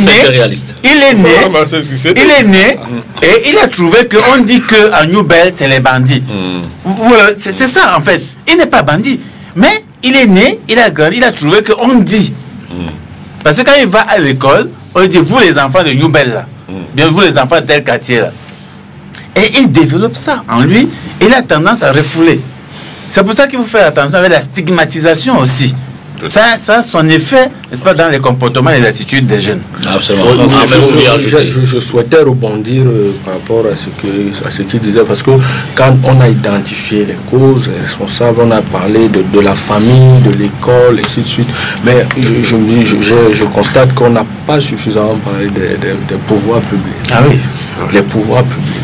Parce qu'il faut clairement le dire, il faut clairement le pointer. Les pouvoirs publics dans notre pays semblent avoir démissionné. Ce n'est pas semble. C'est ce chantier d'éducation et de formation, d'encadrement, de canalisation de notre jeunesse. Aujourd'hui, dans notre ville, nous avons des hordes d'enfants de la rue qui sont dans les rues, sans sans recueillement, sans encadrement. Les familles ont démissionné, certes, nous l'assumons, mais les pouvoirs publics qui sont censés être le dernier réceptacle, la dernière barrière, le dernier rideau dans notre société, semblent eux-mêmes avoir démissionné. Nous avons les stupéfiants qui se vendent pratiquement à la sauvette dans nos rues actuellement. Ces quartiers populeux dont on parle, ils ne sont populeux que parce qu'on les a laissés de rester, ils sont comme abandonnés. Pas de viabilisation, pas de lotissement, pas de service minimum de socialisation dans ces quartiers. Et l'exode rural dont on parlait maintenant tout à l'heure, les jeunes affluent de partout parce qu'ils sont en quête de mieux-être. Il n'y a pas d'emploi, il n'y a pas de perspective, il n'y a pas d'issue professionnelle. Ils sont obligés de converger vers la ville dans l'espoir de trouver un petit job qui leur permettra de prendre soin d'eux ou de s'inventer un destin, un avenir. Voilà. Donc tout ça, tout cet assemblage-là, toute cette construction-là vient poser comme évidence que les pouvoirs publics, s'ils n'ont pas encore démissionné, semblent avoir démissionné. Et c'est l'occasion ou jamais d'interpeller les autorités sur ces phénomènes. Parce que, en fait, cette démission des pouvoirs publics fait planer un risque, un grave danger sur l'équilibre total du pays. Parce que quand il y a une déflagration de violence comme celle qu'on a vue dernièrement à Nouvelle, c'est nous, les populations, ce sont les habitants de la ville qui sont les premières victimes de cette exacerbation de la violence. Et à plus grande échelle, c'est le pays tout entier qui peut basculer dans un monde de violence. Et on sait toujours quand elle commence, la violence. Absolument. Mais jamais quand elle se termine. Voilà. Donc je pense qu'il faut très bien le mentionner, très bien l'identifier et poser ce problème. Oui, je voudrais relativiser ces propos. Non, je ne dis pas que ce qu'il dit ne soit pas tout à fait vrai, mais je voudrais simplement relativiser ces propos sur l'étude, notamment sur l'utilisation de l'expression pouvoir public. Moi, quand j'entends pouvoir public, je me place le premier devant et je dis je fais partie des pouvoirs publics. Toute personne capable de jouer un rôle dans une société devient de ce fait un pouvoir public. Je voudrais relativiser ces propos en disant... Le pouvoir public n'est-il pas ici la personne à qui le peuple a mandaté justement, je veux dire, l'autorité d'exercer en son nom, de prendre des dispositions pour que la vie lui soit structurée, organisée, bien, pour qu'il ait moins de difficultés, qu'il soit moins agressif, puisque c'est le fond du débat. C'est ça. Et donc, du coup, quand vous le dites, ça veut dire... En quoi, par exemple, je vous comprends. Ça veut dire... En quoi, par exemple, moi, j'aurais pouvoir public pour un jeune, je ne sais pas, qui a pris sa machette et... Bon, dans ce cas, disons tout simplement, donc, par exemple, que lorsque des enfants refusent d'aller à l'école, la faute est au pouvoir public. Non, non, du tout. Non, la faute est mienne en tant que parent. Oui, bon. Attends. Mais comment assimiler ce parent-là au pouvoir public? Je veux dire, c'est un peu la compréhension. Non, ce que je voudrais vous faire comprendre, c'est que au Cameroun, comme dans tous les pays du monde, le phénomène de violence est presque universel. Absolument. C'est-à-dire que déportez-vous en France aujourd'hui, vous allez trouver des hordes et des hordes de jeunes qui s'affrontent dans des quartiers. Et il a dit quelque chose qui me semble en réalité. Je veux dire que les degrés varient, non? C'est tellement en fonction des politiques publiques. Là, on tombe dans quelque chose qui semble être relatif, qui semble être pas très objectif, subjectif. Quel est le degré de violence? Peut-être ça va s'évaluer en termes de nombre d'affrontements entre jeunes qu'il peut avoir.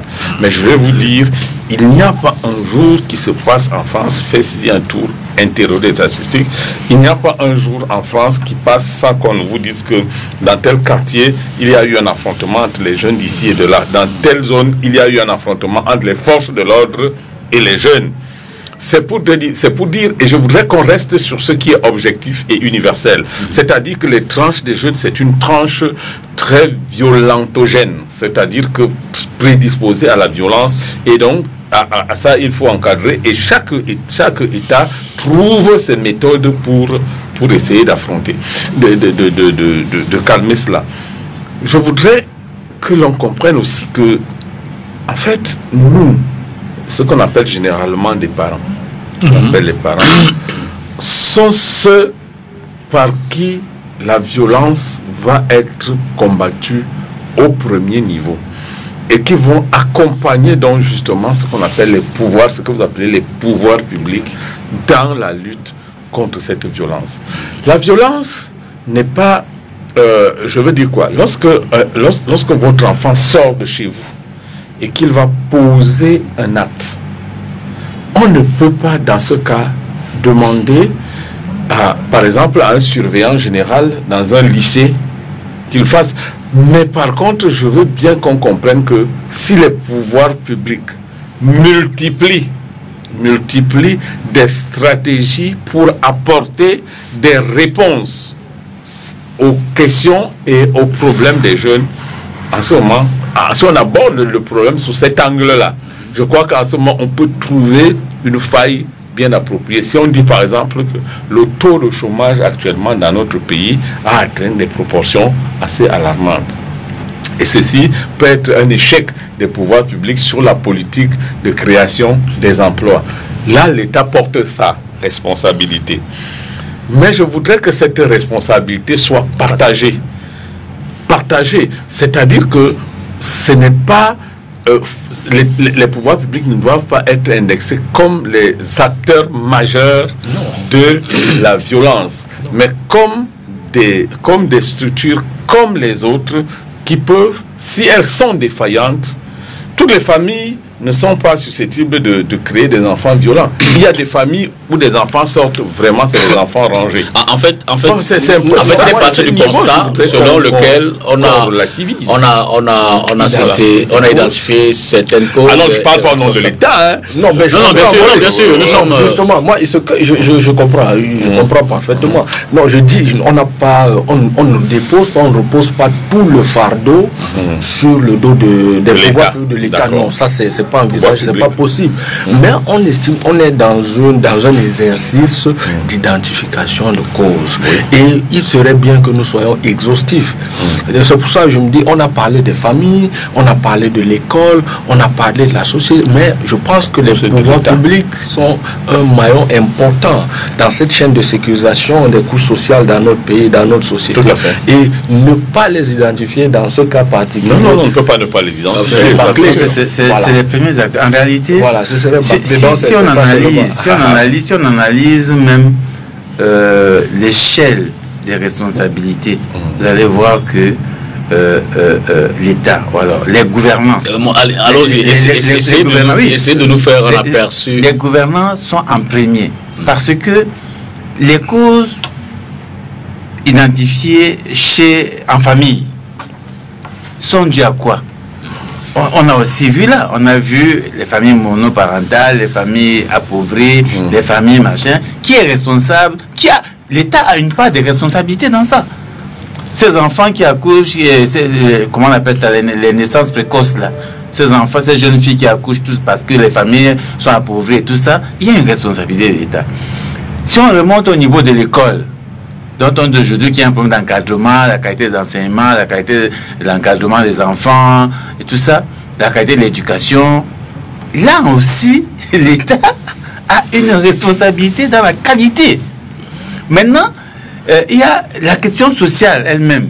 C'est-à-dire comment on structure la société de sorte que quand les parents ont failli, quand l'école a failli, il y a d'autres structures qui existent pour venir en complément. Ce sont les structures sociales, donc les associations, les centres sociaux, ainsi de suite. Là encore, l'État a une responsabilité pour structurer, n'est-ce pas, ces groupes-là. Et il n'y en a pas. Il n'y en a pas. Le Cameroun est un des rares pays où le dispositif, le mouvement associatif n'est pas, l'État lui-même abandonné. Hein.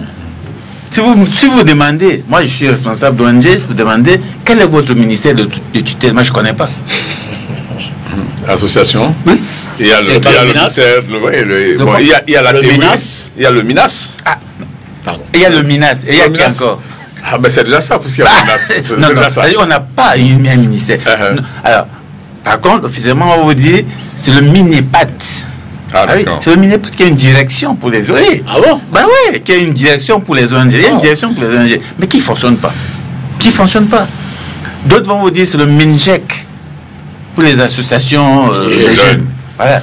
Donc, c'est comme ça. Donc, le mouvement associatif n'est pas suivi, n'est pas accompagné.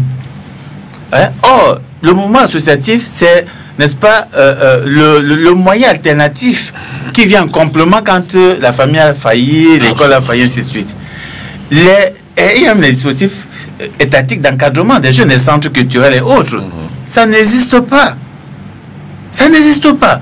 Le gouvernement a mis en place ce ils ont appelé les centres, les CMPG, les centres multifonctionnels, qui existent. Il y en a à la Cité SIC, il y en a à New Bell. Est-ce que vous savez que ces centres ont fonctionné, ont formé beaucoup de jeunes à l'époque, New Bell et Cité? Ça ne fonctionne plus comme ça. Ça ne fonctionne plus comme ça. Donc, ça, c'est un déficit, n'est-ce pas, du système de gouvernance qui aujourd'hui a abandonné la société. Les salles de cinéma, les centres culturels, oui, ce sont des moyens d'encadrement des jeunes. Ça existe où? Tout à fait. Le sport. Ça existe où? Vous n'en avez pas. Structures sportives. Les structures de proximité, les structures sportives de proximité. Quand les jeunes veulent s'amuser, ils vont où? Je pose toujours la question, on dit oui, mais les jeunes sont devenus des soulards. Ici, lorsque le messager était encore en face, du moins, là où il y a le PMC. Oui, voilà. Il y avait la maison des jeunes de la Bien sûr, bien sûr. Ce qui est allé à New Bell maintenant. Absolument. Mais bon, donc, et là, c'est l'église catholique. Donc, nous, quand on était gamins, on s'alignait pour aller dans les salles de cinéma le dimanche, le mercredi. Tout à fait. Il y en a plus. Aujourd'hui, c'est où? Samedi. Samedi, le dimanche, il y avait samedi, dimanche et le mercredi. Maintenant, c'est où? Du coup, les enfants ont la rue de la joie pour se retrouver là-bas et s'amuser. Oui, puisque quand ils ont fini, ils sont fatigués de regarder, ils ont fini l'école, ils sont fatigués de regarder la télé, ils font quoi? Oui, oui. Ils vont dans la rue de la joie parce qu'il n'y a pas d'autre moyen, n'est-ce pas, pour... Ben oui, et la prolifération. Ça donne là, voilà. C'est compliqué. Donc, il y a une grosse responsabilité, c'est important. On ne peut pas faire l'économie de ça ici. Ce serait passer à côté des réponses. On ne peut pas faire d'économie de la responsabilité des gouvernants. Moi, je suis toujours ahuri quand je vois que les questions de violence urbaine, on veut trouver des réponses sans associer les associations. Je rigole. Je reste dans mon coin, je rigole. Vous êtes maire, vous êtes sous-préfet, vous êtes préfet, vous êtes gouverneur, vous voulez régler la question des violences urbaines, vous n'associez pas les associations, vous n'allez jamais trouver une réponse. C'est pas possible. C'est pas avec la chicotte qu'on règle ce genre de problème. Jamais. Jamais. Aucun pays n'a utilisé la chicotte pour régler ça. Mais avant cela, il y a quand même quelque chose qu'il faudrait dire. Oui, la responsabilité de l'État, elle est tout établie à tous les niveaux. Si on s'arrête seulement uniquement sur l'aspect sportif. Moi, j'habite un quartier qui s'appelle Bonamoussadi. C'est-à-dire que vous regardez Bonamoussadi, Makepe, Koto, Bangay et tout cet environnement, c'est-à-dire des quartiers qui ont grandi. Il y avait en réalité un seul espace de jeu qui est désormais aménagé comme terrain d'entraînement pour la Coupe d'Afrique. En dehors de cet espace de jeu, montrez-moi un seul espace qui est consacré à la pratique du sport en dehors du parcours Vita, en réalité, qui est lui consacré pour un autre type de sport. Bon, c'est-à-dire qu'un environnement de sport, oui, pour un autre type de sport, dit Pita, c'est pourquoi je dis ça. Bon, alors il y a ça, c'est-à-dire que ces espaces aérobiques où des gens vont venir, des jeunes vont venir se défouler et de tout cela. L'aspect sur lequel je voudrais sortir, si tu permets. Allez-y. Un élément que nous n'avons pas abordé ici, l'aspect du tribalisme, que l'on peut mettre juste sur la table comme un des vecteurs de la violence. Bien, l'État aura sa part de responsabilité. M. Nangal a le temps de nous dire comment ce que l'État fait là-dedans. Mais moi, je regarde plus sur des individus. Je me mets à la dimension des individus. Comment se fait-il que parfois des hommes d'un certain âge se mettant ensemble parlent des affaires de rejet de la tribu, parfois devant des enfants? Moi, j'ai vu des familles où des gens parlent des questions de tribu, disent nous sommes ceci, ce sont les Bétis, c'est les Bamileke. Je le vois devant des enfants qui écoutent cela. Donc, en fait, on sème on sème ici les germes du tribalisme, donc du rejet systématique de l'autre, qui est un élément fondamental de la violence à l'heure actuelle. Ce qui s'est passé à Epolova à Sambéma, c'est déjà une certaine illustration. Ça se passe ailleurs, même à Deido, même aujourd'hui à Deido, l'autre jour à Deido, c'est exactement cela. Moi, je crois que si l'État a sa responsabilité, c'est s'interroger sur comment revenir à un combat contre le tribalisme au niveau de la structure familiale, parce que c'est dans les familles que les enfants apprennent qu'ils appartiennent à une tribu et qu'ils sont différents de l'autre tribu. En dehors de la famille, les enfants ne savent pas. C'est quelque chose qu'on leur apprend. Non, dans les manuels scolaires, j'en ai été surpris. Cette question-là est de plus en plus évoquée. Hein. Oui. Moi, je dis qu'un soir, je rentrais avec les enfants et puis c'est eux qui me disent il y a telle tribu, il y a telle autre tribu. Je veux dire, j'ai eu froid dans l'eau parce que moi, à l'école, on ne le savait pas. Nous, quand on était jeunes, mais il y a un problème. Peut-être, parlant des manuels, bon, c'est vrai que les manuels scolaires font l'objet d'une polémique ces dernières années, avec, donc, je sais pas trop, mais je pense que les parents sont pleins et on a introduit dans les programmes scolaires une espèce de formation à la culture.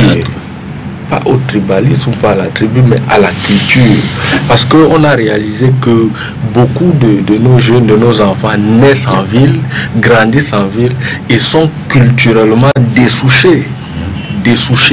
Donc on s'est dit qu'il faudrait peut-être, étant donné que les parents eux-mêmes, du fait de l'éloignement et du fait qu'ils ont la tête dans le guidon parce pour des raisons de l'emploi et tout le reste d'activités économiques, n'ont plus le temps de replier au village, se ressourcer et transmettre la culture, on s'est dit que l'école serait peut-être un bon relais pour ne pas totalement perdre ce lien avec nos cultures ancestrales. C'est relatif. C'est relatif. Ce que je voulais dire, c'est que sans forcément rentrer dans les raisons, les causes ou alors une analyse, mais j'ai dit de prime abord comme ça, on s'aperçoit que la limite est assez juste quand même. Oui.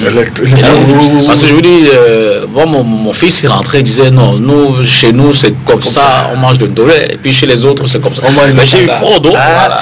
Et justement, et parce que je dis, nous jeunes, on ne l'apprenait pas. On ne le savait pas. Oui, mais moi je vais peut-être vous surprendre que ce n'est pas une nouveauté.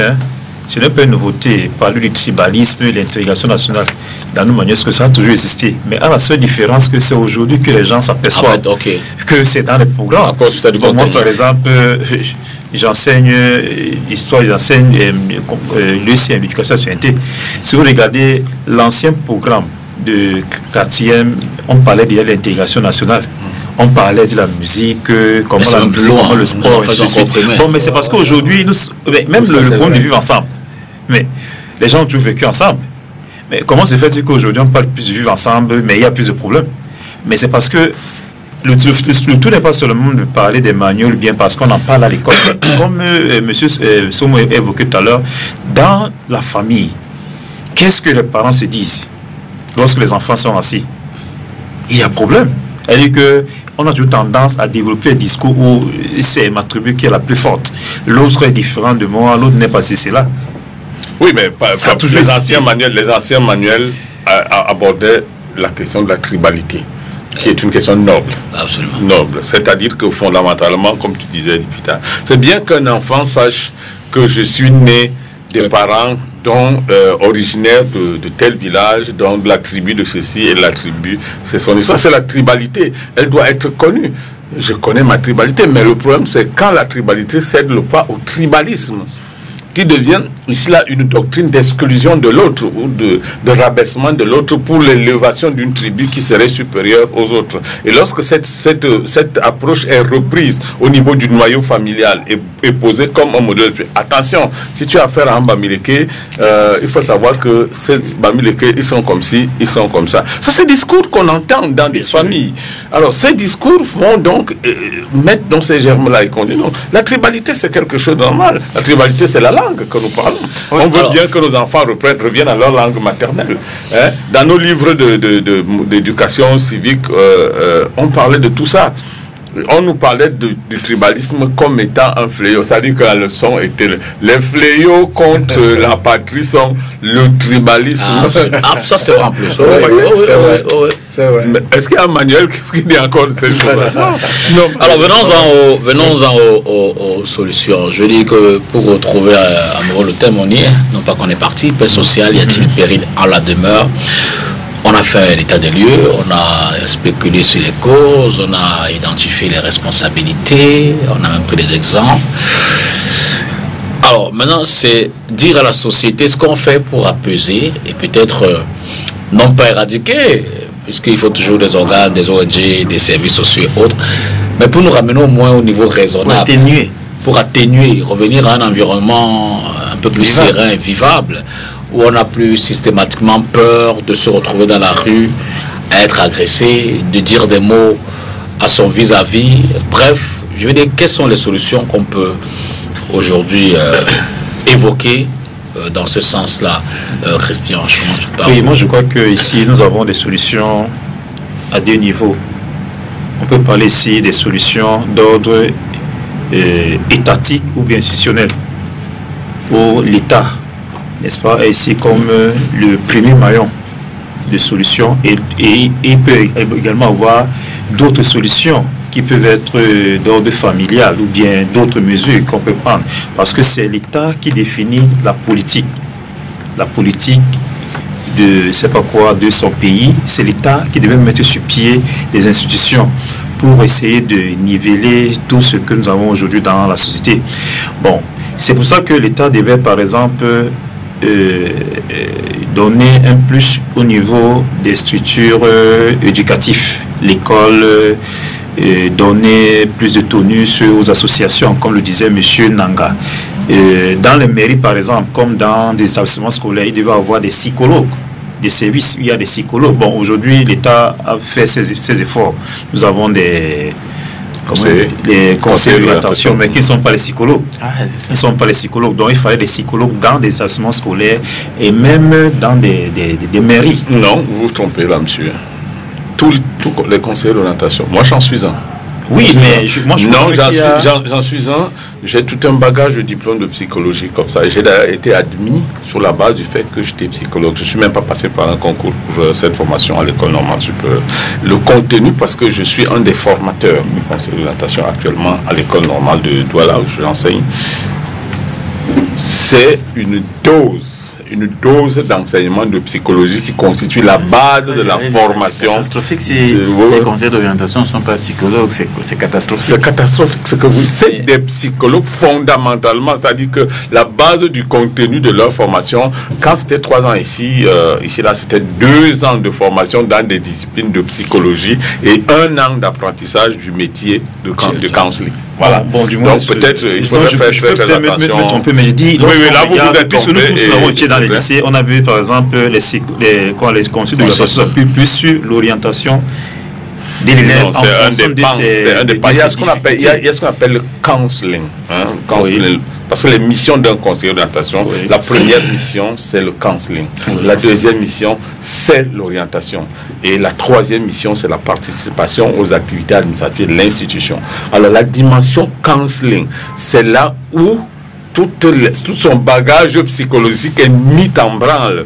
Parce que lorsqu'il y a des enfants qui ont des conflits au niveau du noyau familial, ce sont ces aptitudes qu'il a en psychologie qui lui permettront de résoudre cet ensemble de problèmes. Si vous en avez un là-bas à Liberman qui ne fait pas clairement son métier, questionnez-vous sur sa formation. Mais c'est je pense que ce qui relève, c'est qu'effectivement, cette dimension counseling, c'est peut-être ça qui n'est pas effectif. Ils font plus dans l'orientation, mais ils ne font pas, il n'y a pas cette dimension écoute et conseil. Et donc, effectivement, parce que quand on a vu, moi justement, j'ai relevé ça aussi, quand il y a eu le problème des DIDO, je n'ai pas vu qu'on ait questionné quelqu'un qui est censé être justement faire cet accompagnement, cette écoute des jeunes, pour qu'ils disent est-ce qu'il avait déjà les prémices ou pas. Parce que leur rôle, c'est justement d'observer et même d'avoir le retour des enseignants. Malheureusement, quand vous avez 150 gamins dans la classe, comment vous faites pour savoir que celui-ci a un problème et l'orienter vers le conseiller? C'est ça, parce que normalement, les enseignants devraient identifier des jeunes qui ont des difficultés et les envoyer là-bas. Et c'est ce conseiller d'orientation qui devrait donc écouter l'enfant, convoquer les parents, les écouter pour essayer de comprendre pourquoi l'enfant a ce type de difficultés. Voilà, là vous avez mis le doigt sur la question, c'est-à-dire qu'ils ne sont pas utilisés dans ce qui concerne leurs compétences. Malheureusement, il y en a même qui vont enseigner. Alors que ça finit avec des solutions. On a on confond le rôle d'un conseiller d'orientation parce que ça ne fait pas, parce que peut-être en fonction des effectifs, n'est-ce pas? La psychologie n'est pas toujours un exec. C'est ça.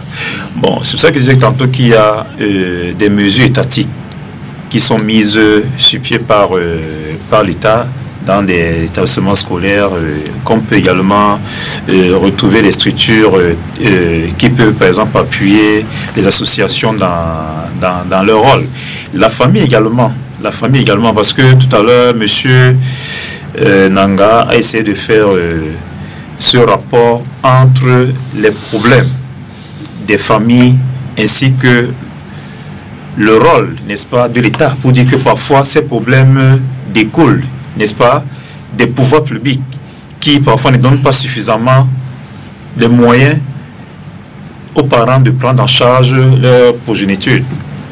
Et maintenant, la famille, l'État devait par exemple donner à l'école également d'autres moyens, ainsi que donner également, amener les médias également devaient jouer ce rôle également.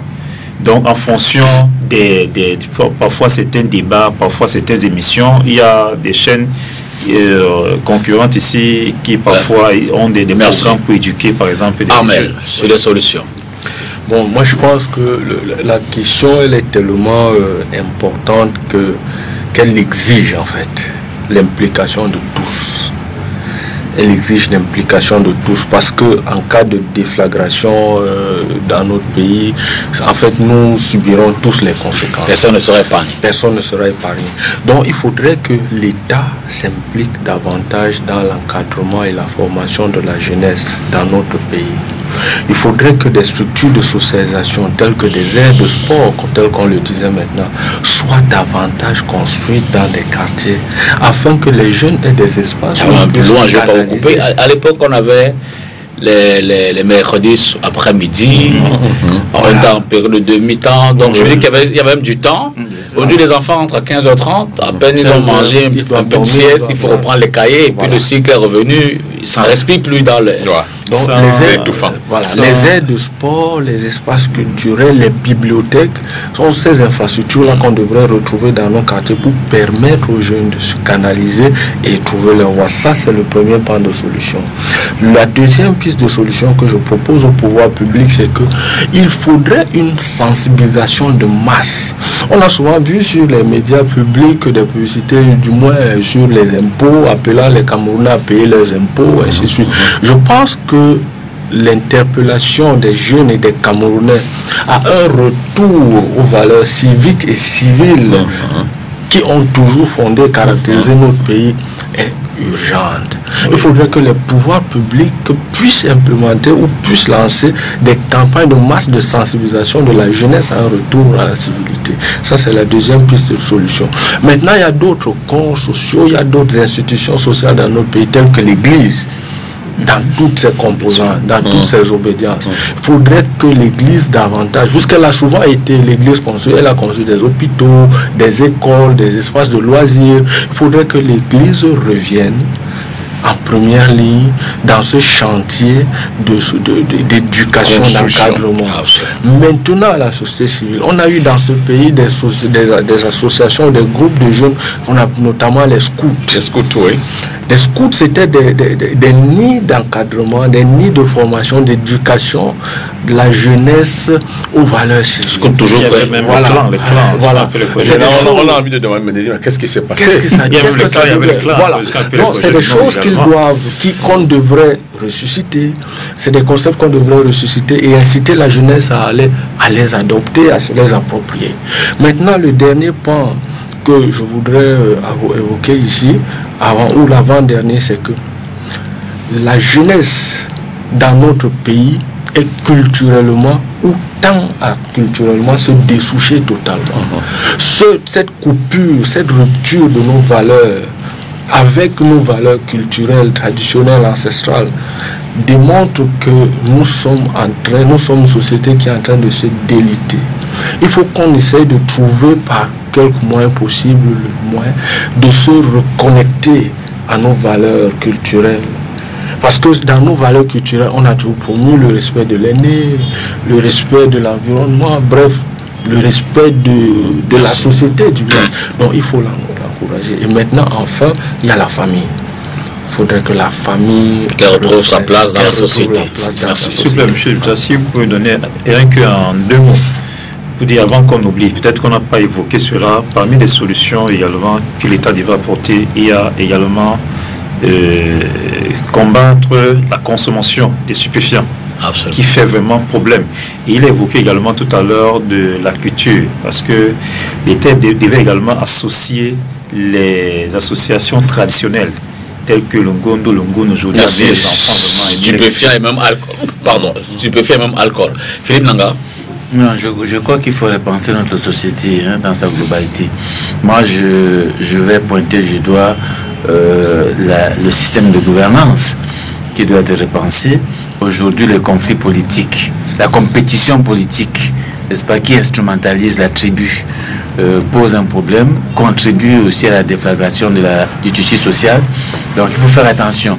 Donc, il faut assainir la compétition politique. Je pense que s'il y aura exacerbation de la violence de plus en plus dans notre pays, ça risque d'être du point de vue politique. Et donc j'attire l'attention, n'est-ce pas, de nos gouvernants là-dessus. C'est pour ça qu'il faut que cette compétition politique soit saine. Parce qu'on voit, il y a de plus en plus de la violence dans le champ politique. Et cette violence dans le champ politique se transporte dans le champ social. Parce que ce sont les jeunes, n'est-ce pas, qui sont au chômage, n'est-ce pas, qui sont utilisés pour régler les questions de concurrence politique. Je pense que l'une des réponses urgentes qu'on pourrait apporter sur la question de la violence, la question de la paix dans notre pays, ce serait de travailler de sorte que le champ social soit assaini et qu'il soit du point de vue compétition, j'allais dire, juste et équitable. Maurice Somo, très rapidement. Quand on voit ce qui s'est passé, moi, ce n'est pas des exemples, ce qui s'est passé à Youbel. Quand vous reprenez l'histoire, on vous dit que c'est une fille qui a été harcelée par un gars, et après on a tapé le cas, et puis les autres sont venus faire le retour. Voilà comment. Ça veut dire que ça part d'un fait divers, ça veut dire que d'une simplicité exacerbante. Et pour devenir un fait si gros que tous les médias aujourd'hui en parlent, c'est arrivé au niveau presque mondial. Donc, quand on regarde ça, on a l'impression que c'est chaque situation simple au quotidien qui peut avoir des conséquences graves. Donc, si c'est le cas, donc, la prise de conscience doit être collective. Donc, il faut aller vers une interpellation de chacun sur l'acte que nous posons tous les jours et qui peuvent déboucher. Si on ne crée pas cette étincelle, en fait, la violence ne viendra pas. Pour finir, commençons, puisque nous avons paix, travail, patrie. Commençons par refaire un petit coup de peinture. Dans tous les défis, partout, c'est écrit paix, travail, patrie. Que le mot paix et travail. Vous arrivez dans les endroits, il n'y a pas de drapeau du Cameroun. Il n'y a rien pour dire que voici. Ouais, c'est ça, le symbole. Voici nos valeurs. Quand des enfants rentrent en salle de classe le matin, quelle est la devise de votre pays? Paix, travail, patrie. Il faut qu'on chante l'hymne national. Ah oui. Je crois que c'est le lundi, tous les matins. Aujourd'hui, on ne connaît pas. Les enfants arrivent même au niveau universitaire. Vous lui parlez de la devise du Cameroun. Je vous assure qu'il y en a, quand vous dites devise du Cameroun, vous êtes journaliste, monsieur. Prenez votre micro, tendez-la à la rue. Si quelqu'un vous dira ce qu'on entend, quelle est la devise de notre pays. Donc c'est par là. Oui, on le fera. Bon. Alors, pour terminer, on va peut-être sur les jeudis de la paix. Vous, le concept là-bas, mis en œuvre pour trouver des solutions, ça se passe comment? Oui, les jeudis de la paix, les jeudis de la paix, c'est un concept effectivement où nous appelons les Camerounais, comme je l'ai dit, d'origine diverse. En fin de journée de jeudi, Parce que le vendredi, bon, dans nos us et coutumes, c'est le début du week-end. Chacun prend son vendredi, comme qui dirait. Donc les jeudis, en réalité, c'est le dernier jour ouvrable, entre guillemets, disponible. Nous nous retrouvons donc à partir de 17h dans un espace et nous invitons particulièrement des Camerounais d'obédience politique différentes autour d'une table pour leur rappeler qu'en réalité, au Cameroun, on n'a jamais vécu autrement qu'ensemble. Et on a toujours été différents. On a toujours été chacun de sa tribu, mais on a toujours vécu ensemble. Donc aujourd'hui, c'est pas parce qu'on a eu une élection où on a eu, je sais pas moi, un malentendu sur un point ou un autre, qu'on va nécessairement se découper à la machette. Nous sommes condamnés à vivre ensemble. Nous sommes frères, nous appartenons tous au Cameroun et nous avons un destin commun. Paix sociale, y a-t-il péril en l'en demeure? J'espère que les solutions qui ont été suggérées, évoquées et abordées ce soir vont grandement contribuer à également apporter d'apaisement aux problèmes relevés, aux responsabilités dégagées. Bonsoir, merci, à mardi prochain.